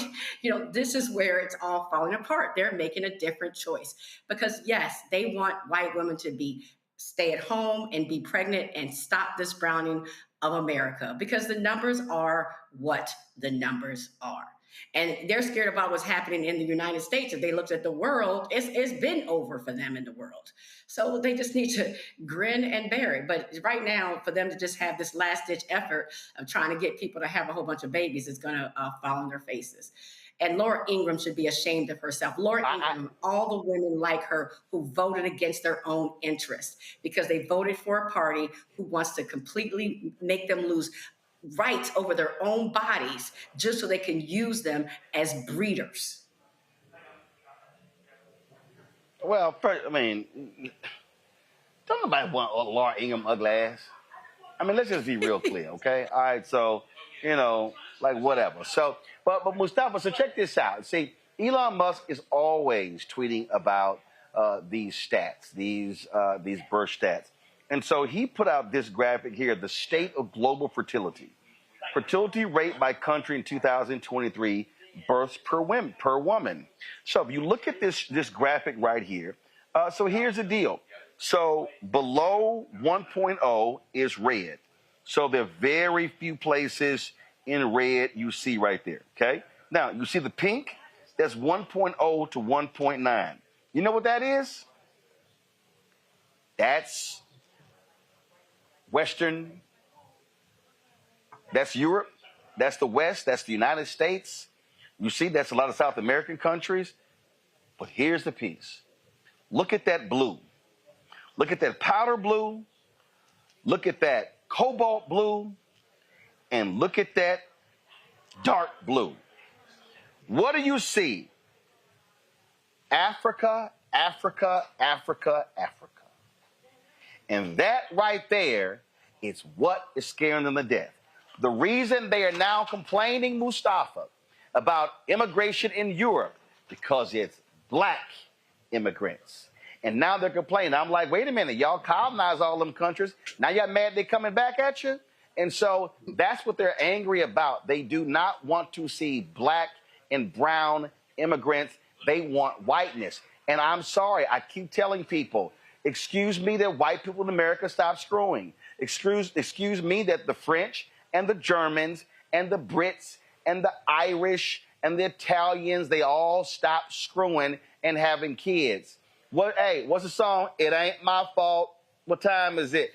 It ain't my fault. Y'all stop screwing. Y'all can't put that one on black people. You cannot put that one on Latino people. Sorry. So I'm like, hey, guess what? Y'all want to get busy, try as you might, but that's what this is all about. What people need to understand, the attacks in this country we're seeing is because white people are afraid to death of not having enough white people to replace them. Well, let's be clear. We are the original people of this planet, right? And everything springs forth from us. And we understand the importance of family, of children, of the roots that run deep where we come from. So we haven't lost our traditional values there. When we move over to what's going on here in this country, there's some interesting dynamics with these folks. So you always have these wealthy people who want to go on TV and talk about what somebody else isn't doing. And they fail to realize, or they just want this disinformation. They don't want to have an honest conversation about why young women don't want to have babies, right? Or why they want to put it off. So one of the parts is, it's not that they don't value it, is that they don't want to be broke. And your policies actually make people be broke. I know that that's not grammatically correct, but I'm going to say it the way that it is because I'm country. They also don't want to be barefoot no more. They don't want to sit around and just be babysitting. They want to make sure that they have the opportunity for the fullness of what life is supposed to bring forward. So you who are creating those policies, you have a responsibility to do better. If your policies weren't trash and the results from them weren't the types of results that actually hold people down, then maybe you could convince younger women that it's okay to have babies because we're going to make sure there's a true safety net for you. We're going to make sure that if you take time off to have children, that we're going to support that, all the things that are necessary. So yes, it is their fear of the browning of America, but it is also because their policies are trash. Yeah, I'm like, all right, man, y'all can sit here and keep complaining. So it just cracks me up when I see them whining, complaining to women. Remember, they don't want to have kids, they don't want to sleep with us, and they just want to work and they just want to have a life for themselves. But your policies are anti-women. Your policies are anti-children. Your policies are anti-health. Your policies are anti-education. And so What the hell do you think is going to happen? All right, folks, got to go to a break. We'll be right back. More Roland Martin Unfiltered right here on the Black Star Network. Back in a moment. This week on the other side of change. DC has been ravaged and taken over by tanks, soldiers, police officers over the last 2 weeks, and it's only starting there. Trump has announced that he also has plans to bring this to Chicago, Baltimore, and New York City. So we're going to dig into it. This is On the Other Side of Change, only on the Black Star Network.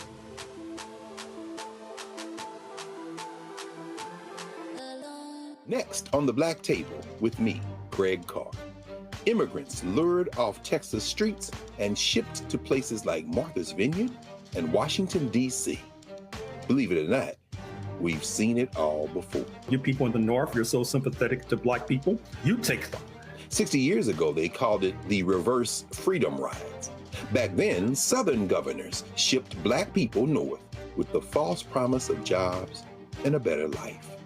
It's a part of a well-known playbook being brought back to life. So what's next? That's next on the Black Table, a conversation with Dr. Gerald Horne about this issue of the reverse freedom rides, right here on the Black Star Network. Hey, what's up, y'all? I'm Devon Frank. I'm Dr. Robin B., pharmacist and fitness coach, and you're watching Roland Martin Unfiltered.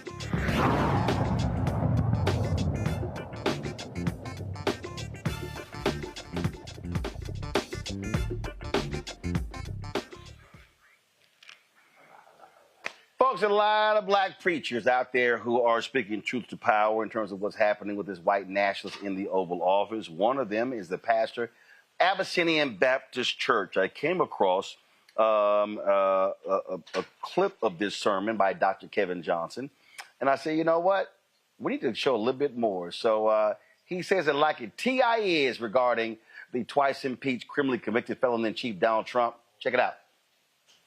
There are times, I mean real times, when I've even asked God the question, have you forgotten about us? Over these past 8 months, there have been moments when I've questioned and said, God, where are you in all of this?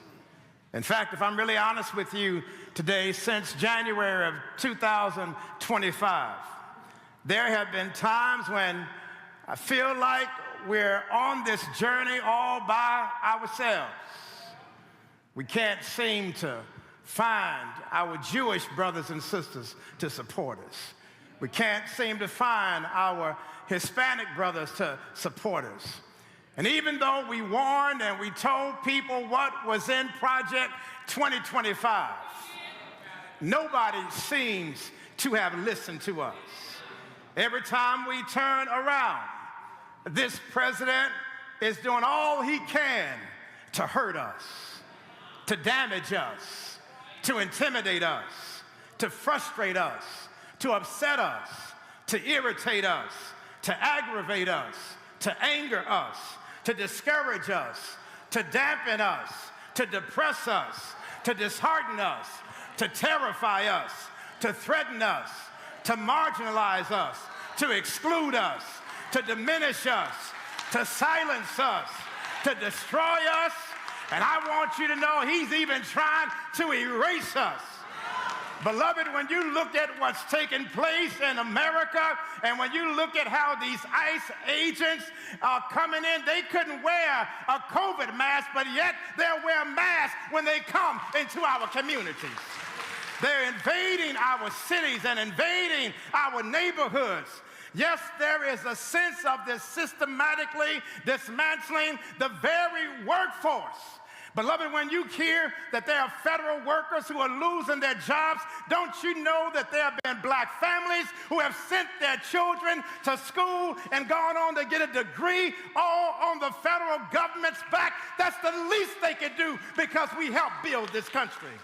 When you look at how they're deploying federal troops in the cities and dismantling every DEI program, then blaming us for the planes that crashed, saying that it's DEI, when you look at the fact that they are granting asylum to South Africans while banning refugees who are black and brown, And when you look at the fact that they're trying to tell the Smithsonian to stop teaching about how bad slavery was, yes, it was bad. And guess what? You can't erase all the horror, all the pain, all the suffering that this country has caused to generations and generations of black people in this country. And I'm sharing this with you today. It's because this past week it hit a boiling point when he was there in the Oval Office and talking about sending federal troops into cities, and he had the audacity to say that our young people were born criminals. Beloved, the only criminal I know is the one who has 34 felonies. The only criminal I know is the one who tried to overturn the election. The only criminal I know who has incited a insurrection on January 6th. The only criminal I know is the one who stole classified documents and hid them at his house in Mar-a-Lago. The only person I know who's a criminal is the one who paid hush money to cover up an affair, who is allowing Israel to kill babies and commit genocide in Gaza. That's the person I know. And when you look at what just came out yesterday as it relates to unemployment, do you know that under this president that we now have more unemployed people than we do have people trying to get a job? This is not taking America forward, but this is taking America backwards.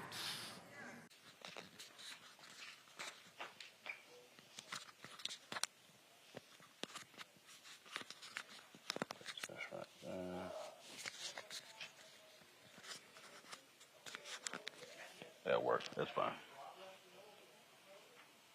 All right, folks, we're back. As I said, I'm here in Montgomery, Alabama, at the Equal Justice Initiative at their Legacy Museum Annex. And so we've been meeting here last couple of days with black folks, having some great conversation. Latasha Brown, co-founder of Black Voters Matter. I was just there playing portions of a sermon from pastor in the Abyssinian Baptist Church in Harlem.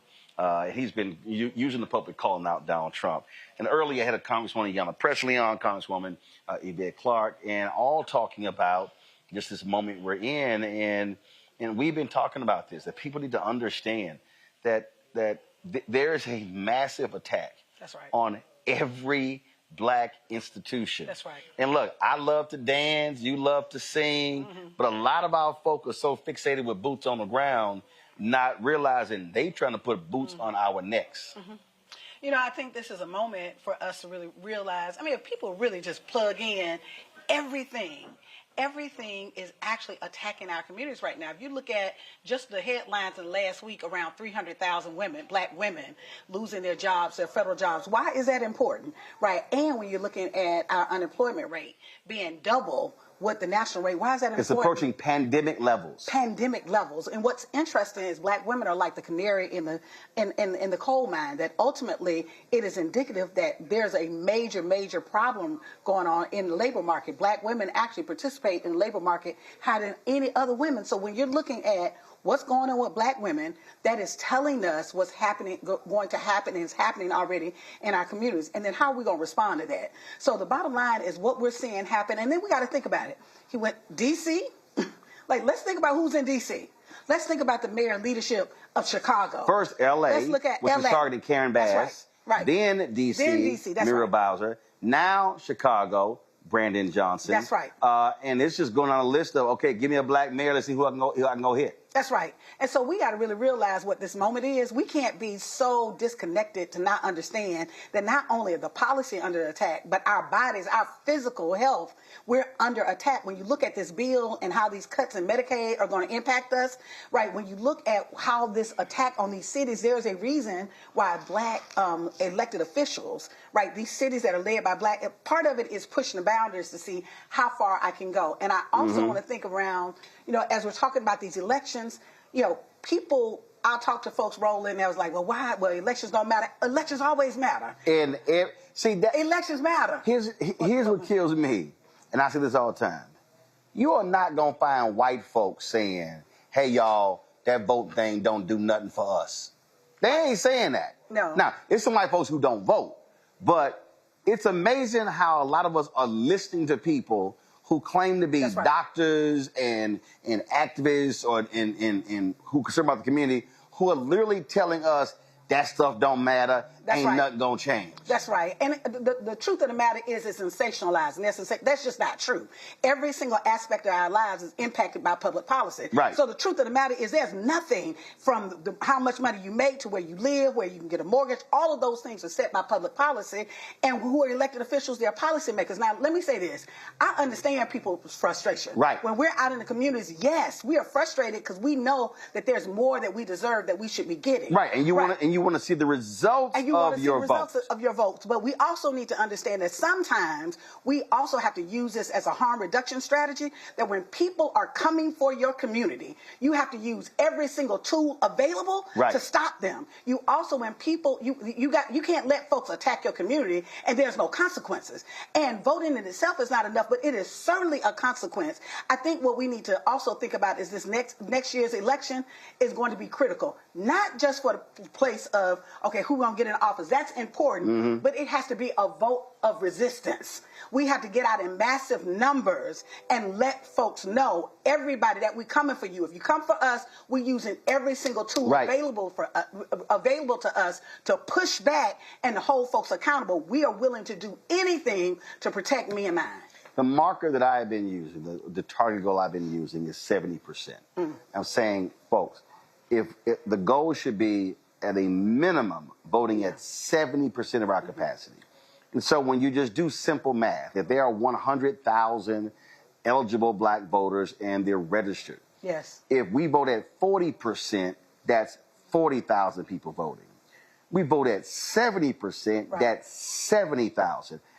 It's elections all across the country where 30,000 votes changes the entire election. Oh, without question. And I want people to think about what's really critical, too, that we don't talk a lot about is local elections. Yeah. Oh, we need to be grabbing up every local election, particularly in communities where we have sizable numbers for mayors, where we are 55, 60, oh, 65% of the vote. Absolutely. Absolutely. We need to be focusing on that. We don't need to just get caught up around the hype around presidential elections. Right. That it's in these lower elections. In many circumstances, what's coming down the pipeline, our first line of defense is going to be able to have folks who are in position locally to protect us and to be able to connect us with resources. So it's really important. I need folks to understand this ain't about participation. Part of it I also think is our fault.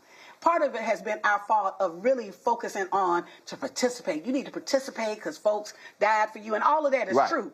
But this is really about power. Right. And we have to recognize this is about power. When folks coming for you, you got to use every single tool available to you to push back and to move forward to get power. We talk about 26, but the reality is what I keep saying, listen, you got a mayoral election in New Orleans. That's right. You've got a gubernatorial election in New Jersey. Right. Congresswoman Mikey Sherrill, you need to get off your ass and do more talk to black people. You've got a gubernatorial, but also a legislative election in Virginia. That's right. If Democrats win the Virginia House, beating MAGA black Lieutenant Governor Winsome Sears, who is down with Trump 100%, if they win, if they maintain the House, then Don Scott is still Speaker of the House. If they control the Senate, Louise Lucas, she controls the money. So literally, and what that then happens is they now, because they've already passed it this year, they now can pass it again to restore voting rights for all folks formerly incarcerated by putting on a ballot that no longer requires the governor signing each one. So you can have a number of people in Virginia get their right to vote back if Democrats win the House, Senate, and Governor's Mansion. That's right. This ain't time for people coming up with half ideas, who have not put boots on the ground, who have not done the work, who have not organized communities, because I know the difference. I've gone in a courtroom where a DA that was put in by the people was very different than the outcome of a DA that was not responsive. Well, and in Virginia, you got a black guy, Jay Jones, running for Attorney General against a crazy, deranged MAGA. So now that's the chief law enforcement officer of Virginia will be a brother. See, so it's like, folks, understand, it is chess, but you would say, hold up, Virginia, you would have a black guy, the Attorney General. Come on. A black guy, the Speaker of the House. Right. A black woman controlling all the money in the Senate. Oh, what the hell? So that's not a DNR thing. But the reality is they are Democrats, but that's black power controlling positions. Absolutely. And controlling resources and protecting us. The other pieces we got to really realize, do we not see that there is an agenda to cut us off from resources? Do we not see how vulnerable we are right now? The Republicans ran out the black guy who was the superintendent of the Virginia Military Institute. Then Trump has been going after the black guy who's the president of George Mason, and he's been resisting. Hell no, I'm not resigning, and I'm not apologizing. So that's the stuff that people need to understand what's going on. They need to understand what's going on. This is a moment that you cannot leave any power on the table. This is the moment we got to be organizing. We need to connect ourselves. Folks need to be registering to vote. I don't care what your position on it. At this moment, you need to recognize that we are in a fight, that we've got to stop the ascension of what we're seeing as the consolidation of power. And the way you stop that, you have to slow that down by disrupting. And voting is a vehicle to also disrupt when folks are actually trying to take and consolidate all the power. It's also really, and I've just been trying to get our folk to just to really fully embrace this, that when you say, it is a top-down massive attack on everything black. Everything black. So for the people who get so caught up in, oh man, y'all trying to be Democratic shields, this is very simple. They want to get rid of the federal DBA program, $37 billion program. Last year, black businesses got $10 billion a record, even though it was less than 2%, it's still a record. They want to get rid of the program. Right. They want to they're attacking, they are literally using the power of the federal government to tell private companies, oh, I'm not going to approve your acquisition unless you get rid of DEI. They did it with Paramount. That's right. They did it with multiple companies. That's Brendan Carr to FCC. That's right. They're using the power of the SEC, the Federal Trade Commission, the Supreme Court just affirmed Trump being able to fire the Federal Trade Commission member. And so people have to recognize that they're trying to fire the black woman on the Federal Reserve, Lisa Cook. All these things are happening. Who's not even the chair. The irony around it is she's not even the chair. So why, out of all the governors you have, we have to realize that there is a strong message to stop black building. There is a strong message to actually punish anything and strip away anything that actually helps black folks advance or get access to resources. And so if that's going to be the case, our response can't just be sitting at home. Because if we're sitting at home, that means we're giving them permission. We're saying, oh, it's okay, I don't care about that. Part of the voter suppression and what we're seeing right now is not because we weren't participating. It is a response to black folks actually moving forward and gaining some policy wins. So we got to really think about this moment right now. This moment is not the setback. This got to be the setup moment. This is the moment that we got to come out strong. Last point here. This generation, and this is, I think, where the rubber meets the road. This generation has never had to encounter what I am calling Jim Crow 2.0. Right. We had to deal with stuff. We had to deal with Reagan. We had to deal with stuff. No. I would say there has been nothing. No. There's been nothing. And even if you go back 60s, if you think White House, you didn't have this level of attack from LBJ Kennedy. Right. You go to 56, you didn't have this attack really from Eisenhower. No. He was indifferent. Then you go Truman, FDR. This literally. We've not seen this. We have not seen this. But this literally is the most direct assault and anti-black presidential administration since that violent racist Woodrow Wilson. Absolutely. Absolutely. And that's why I need people to understand that there are no games here. Right. This is an all-out assault on everything black. Everything black. And you think in terms of resources when we're thinking about how the middle class was built. When we think about black folks moving forward, we just think we're going to sit back and it's just going to fade out. It will not. First of all, if you attack the federal government and the jobs, you are attacking the black middle class, you're attacking which means you're attacking black housing.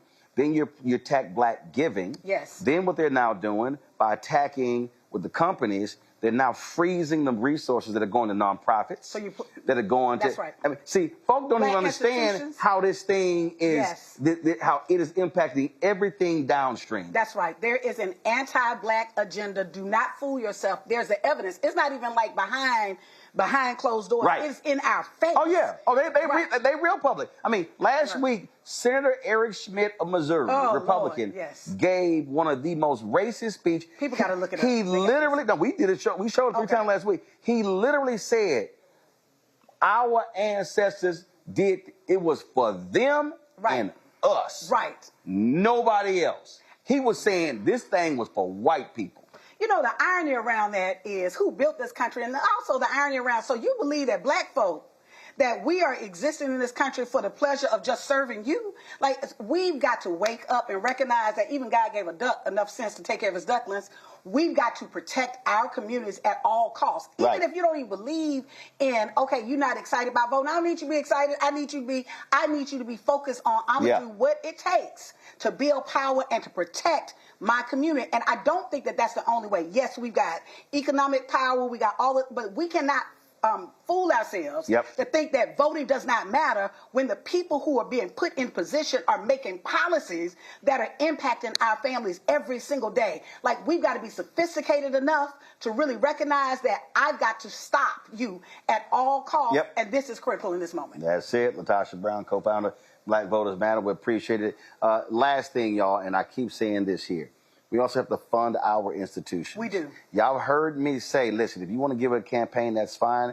I would rather you give money to Black Voters Matter because you know the money is going on the ground. I'm not trying to fight these and deal with these white consultants who don't want to invest money on the ground, who don't want to do black-owned media, who want us to be sharecroppers, and that is get out there and vote or volunteer for free. But when we fund our institutions, if we literally are funding Black Voters Matter, then we can run our own black-tested commercials. That's right. Using black posters, using black strategists, and actually employing black people out there on the ground. These other cats want us to volunteer. So we also have to understand why funding our own always gives comes us freedom. But also it all comes back to our community, back to us. because it's actually being spent on black people. Absolutely. And I want to say this to you too, because I am a member of Black Star. I do my monthly contributions. People who are listening, like right now, you should, whether it's $5, whether it's $50, whether it's $500, you see what's happening on national media right now. On national media, they are taking black faces off. Last night I watched, and every single story that CBS did, it took black men and made it show. It showed like the most egregious actions of black men. I was like, oh, they starting that again. We saw that in the 80s. So because MAGA folks have not bought CBS. Because they bought CBS. You should have seen them, like story after story after story. And so it's really important for us to realize that this is a strategic move. This is part of the strategy. We need black independent news platforms so we can bring information to you, that those of us that are really resisting, that we are organizing, that you know what we're doing, and you've provided that for us. So I do want to ask people that, yes, support Black Voters Matter, but we need you, brother. We need this platform. And it doesn't take that much. Right. We got the money out there. I don't understand why we can't just drop $5 million real quick. Right. Collectively, we can do that. And what people understand is, literally, that it's going to blow you, because I sent Rashad Robinson a plan today. If we got $5 million, that would mean an expansion of at least 40 journalists.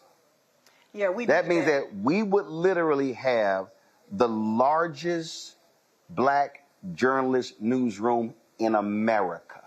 And we need it. I need people to understand that we need it, because what you hear becomes real for most folks. We saw what they did to Joy Reid. We saw what they did with Don Lemon. We saw what they did to we saw what they've done to all of our journalists like you, who got the courage to tell the truth. And you have put your sweat into this space and have provided this platform for us. I can't tell you how grateful I am. But I do need people. We got to step up, y'all. This ain't even that moment that we say, oh, if what I feel like, this is the moment that we've got to put our money where our mouth is. If we can go give these white folks that don't give a darn about us, right, money for a purse or whatever it is that we want. I like stuff like the next person.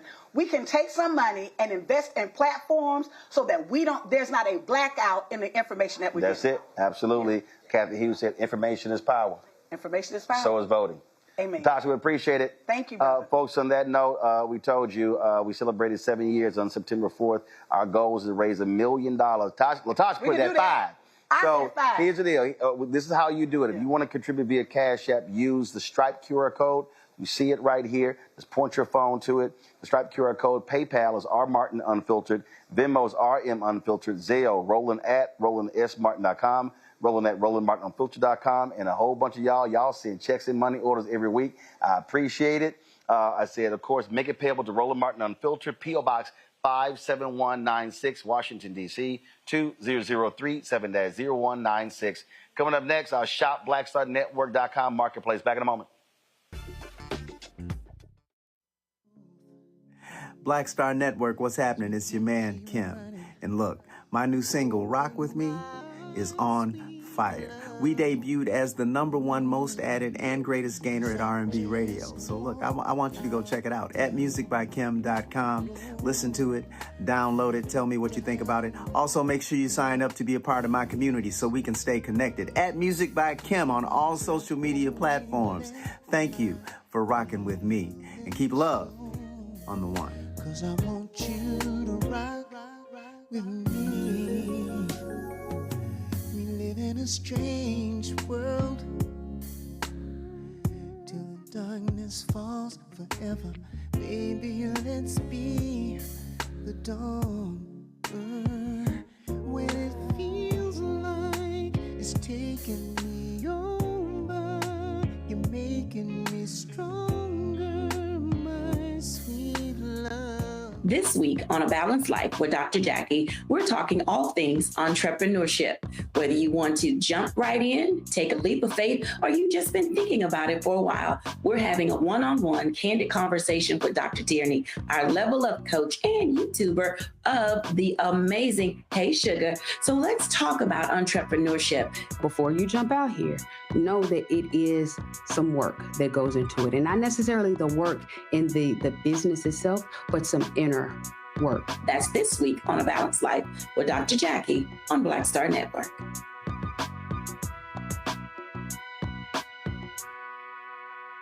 Hey, what's up? Geek Tony in the place to be. Got kicked out your mama's university, creator and executive producer of Fat Tuesdays, an air hip-hop comedy. But right now, I'm rolling with Roland Martin, unfiltered, uncut, unplugged, and undamn believable.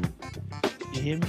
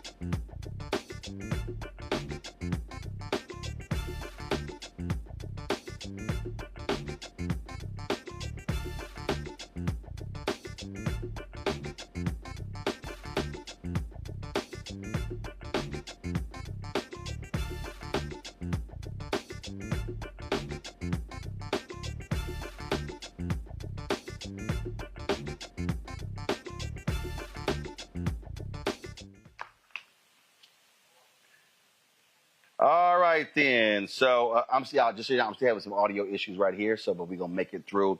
If y'all look at the Paul Robeson, not Paul Robeson. You know what? I need to get a Paul Robeson picture in our studio. James Baldwin, the James Baldwin piece that hangs in our Black Star Network studios there. I love that piece. And so one day I was on Etsy and I actually saw that and I hit Dominique Brown and I said, man, I said, I got to get that. And so she sent that to us. I bought it from her, paid for it. And so she's the award-winning artist behind Damo Inc., of course. Vibrant art pieces, unapologetically bold and reflect a creative brand known for modern portraits, cultural textures, and all of that. Dominic joins us right now. Glad to have you here. First and foremost, just folks who don't know, when did you really start your art? Man, I've been drawing since I was a little girl. Like my first image I have of myself, like I guess thought, was when I was in preschool. I did an illustration of a lady on a paper plate. To me, I thought it was bomb. Probably now in hindsight, it probably wasn't. But my teacher telling me like, this is a really nice portrait, I think like basically put me on the path to just always keep drawing.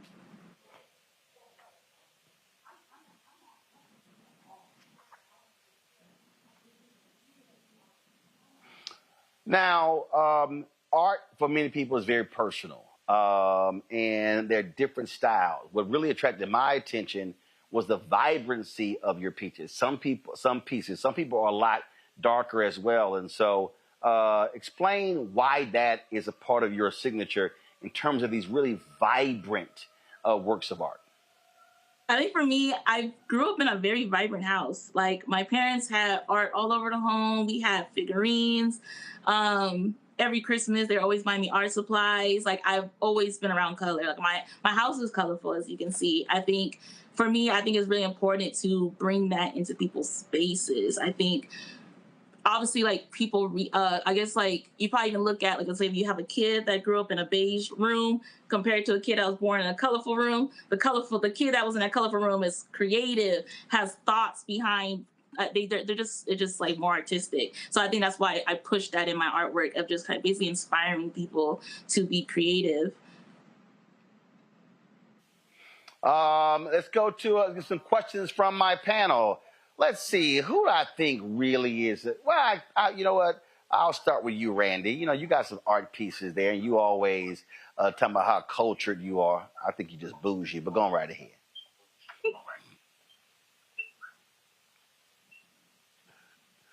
Whatsoever. I got kicked out of my kids' art class, asked me not to volunteer anymore. So I am very inspired and respect all that you're doing. I'm very familiar with your art.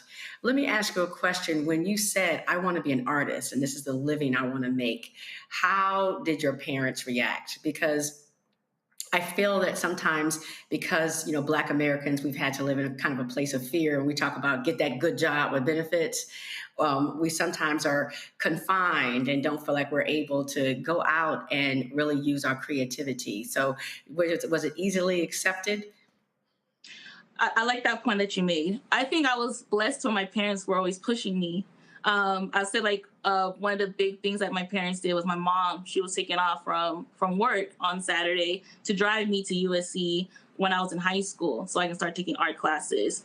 Once I got to college, you mentioned with art, you start to think like maybe there isn't space for me as an artist. So I ended up going to get my master's, went all the way through school to get my master's in marketing. And then once in 2020, then that's when I really got serious about like, okay, I actually should be an artist. That's fantastic, because just your existence is providing inspiration to so many people. Thank you. So thank you.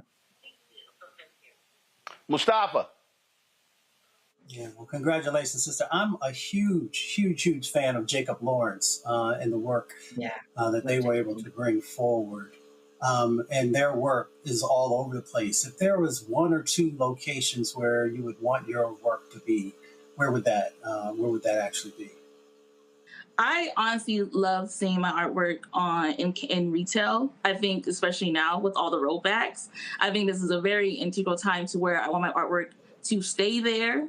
Right now I have a collection at Walmart where I'm selling hair accessories, and to be able to see that kids, college students, elderly can go inside and buy a bonnet, hair, like, I can't even think rubber bands, scrunchies that are reflective of Black culture is very important. I think it's helpful for people to feel seen in their space.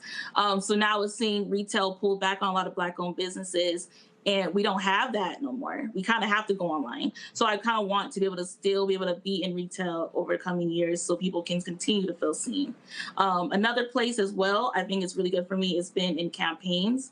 I think people really need to see themselves there as well. I recently did a collaboration with the Rams for Juneteenth to where people were able, so in that campaign, I created apparel. Also, we went to Flores Joyner Elementary School where we painted murals for the kids so they can see themselves reflected because the murals had children of all different races. So I think I just really want to kind of stay in those spaces in retail and campaigns.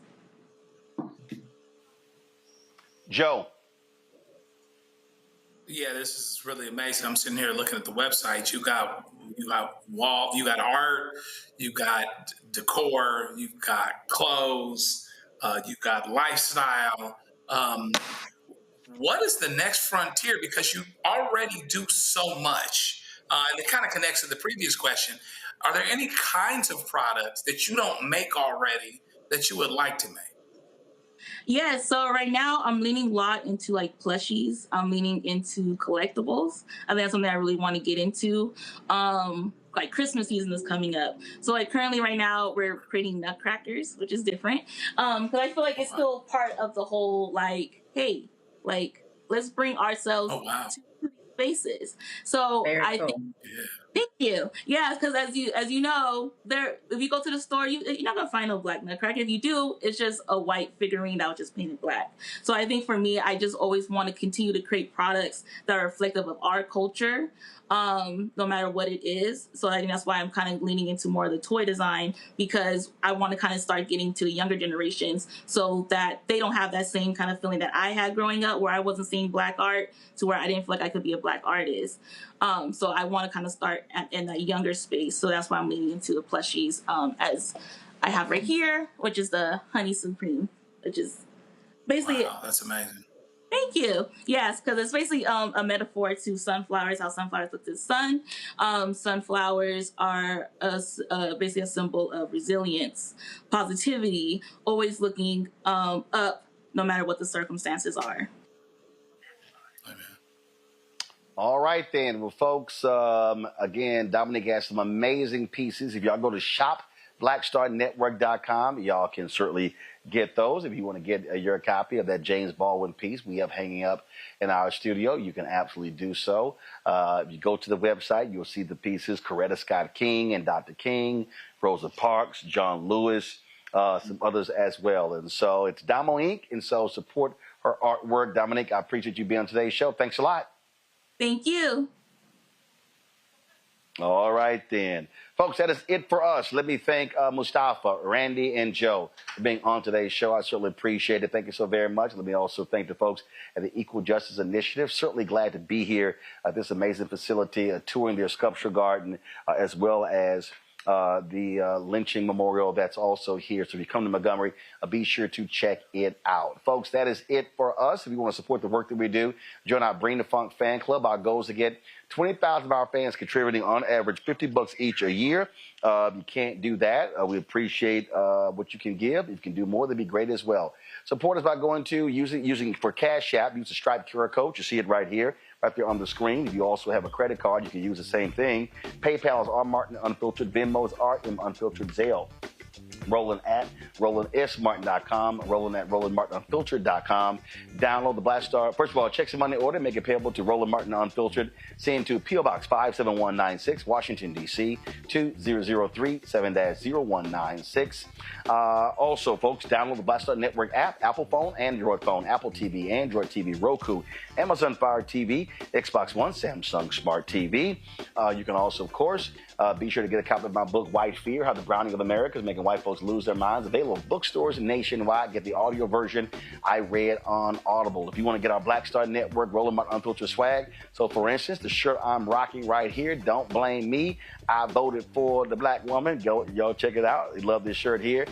Go to shopblackstarnetwork.com for this shirt and the other shirts that we have as well. Also support our Black-owned companies like Dominique by going to shopblackstarnetwork.com, and of course going to our marketplace to support those Black-owned vendors as well. You see the products that are on my set.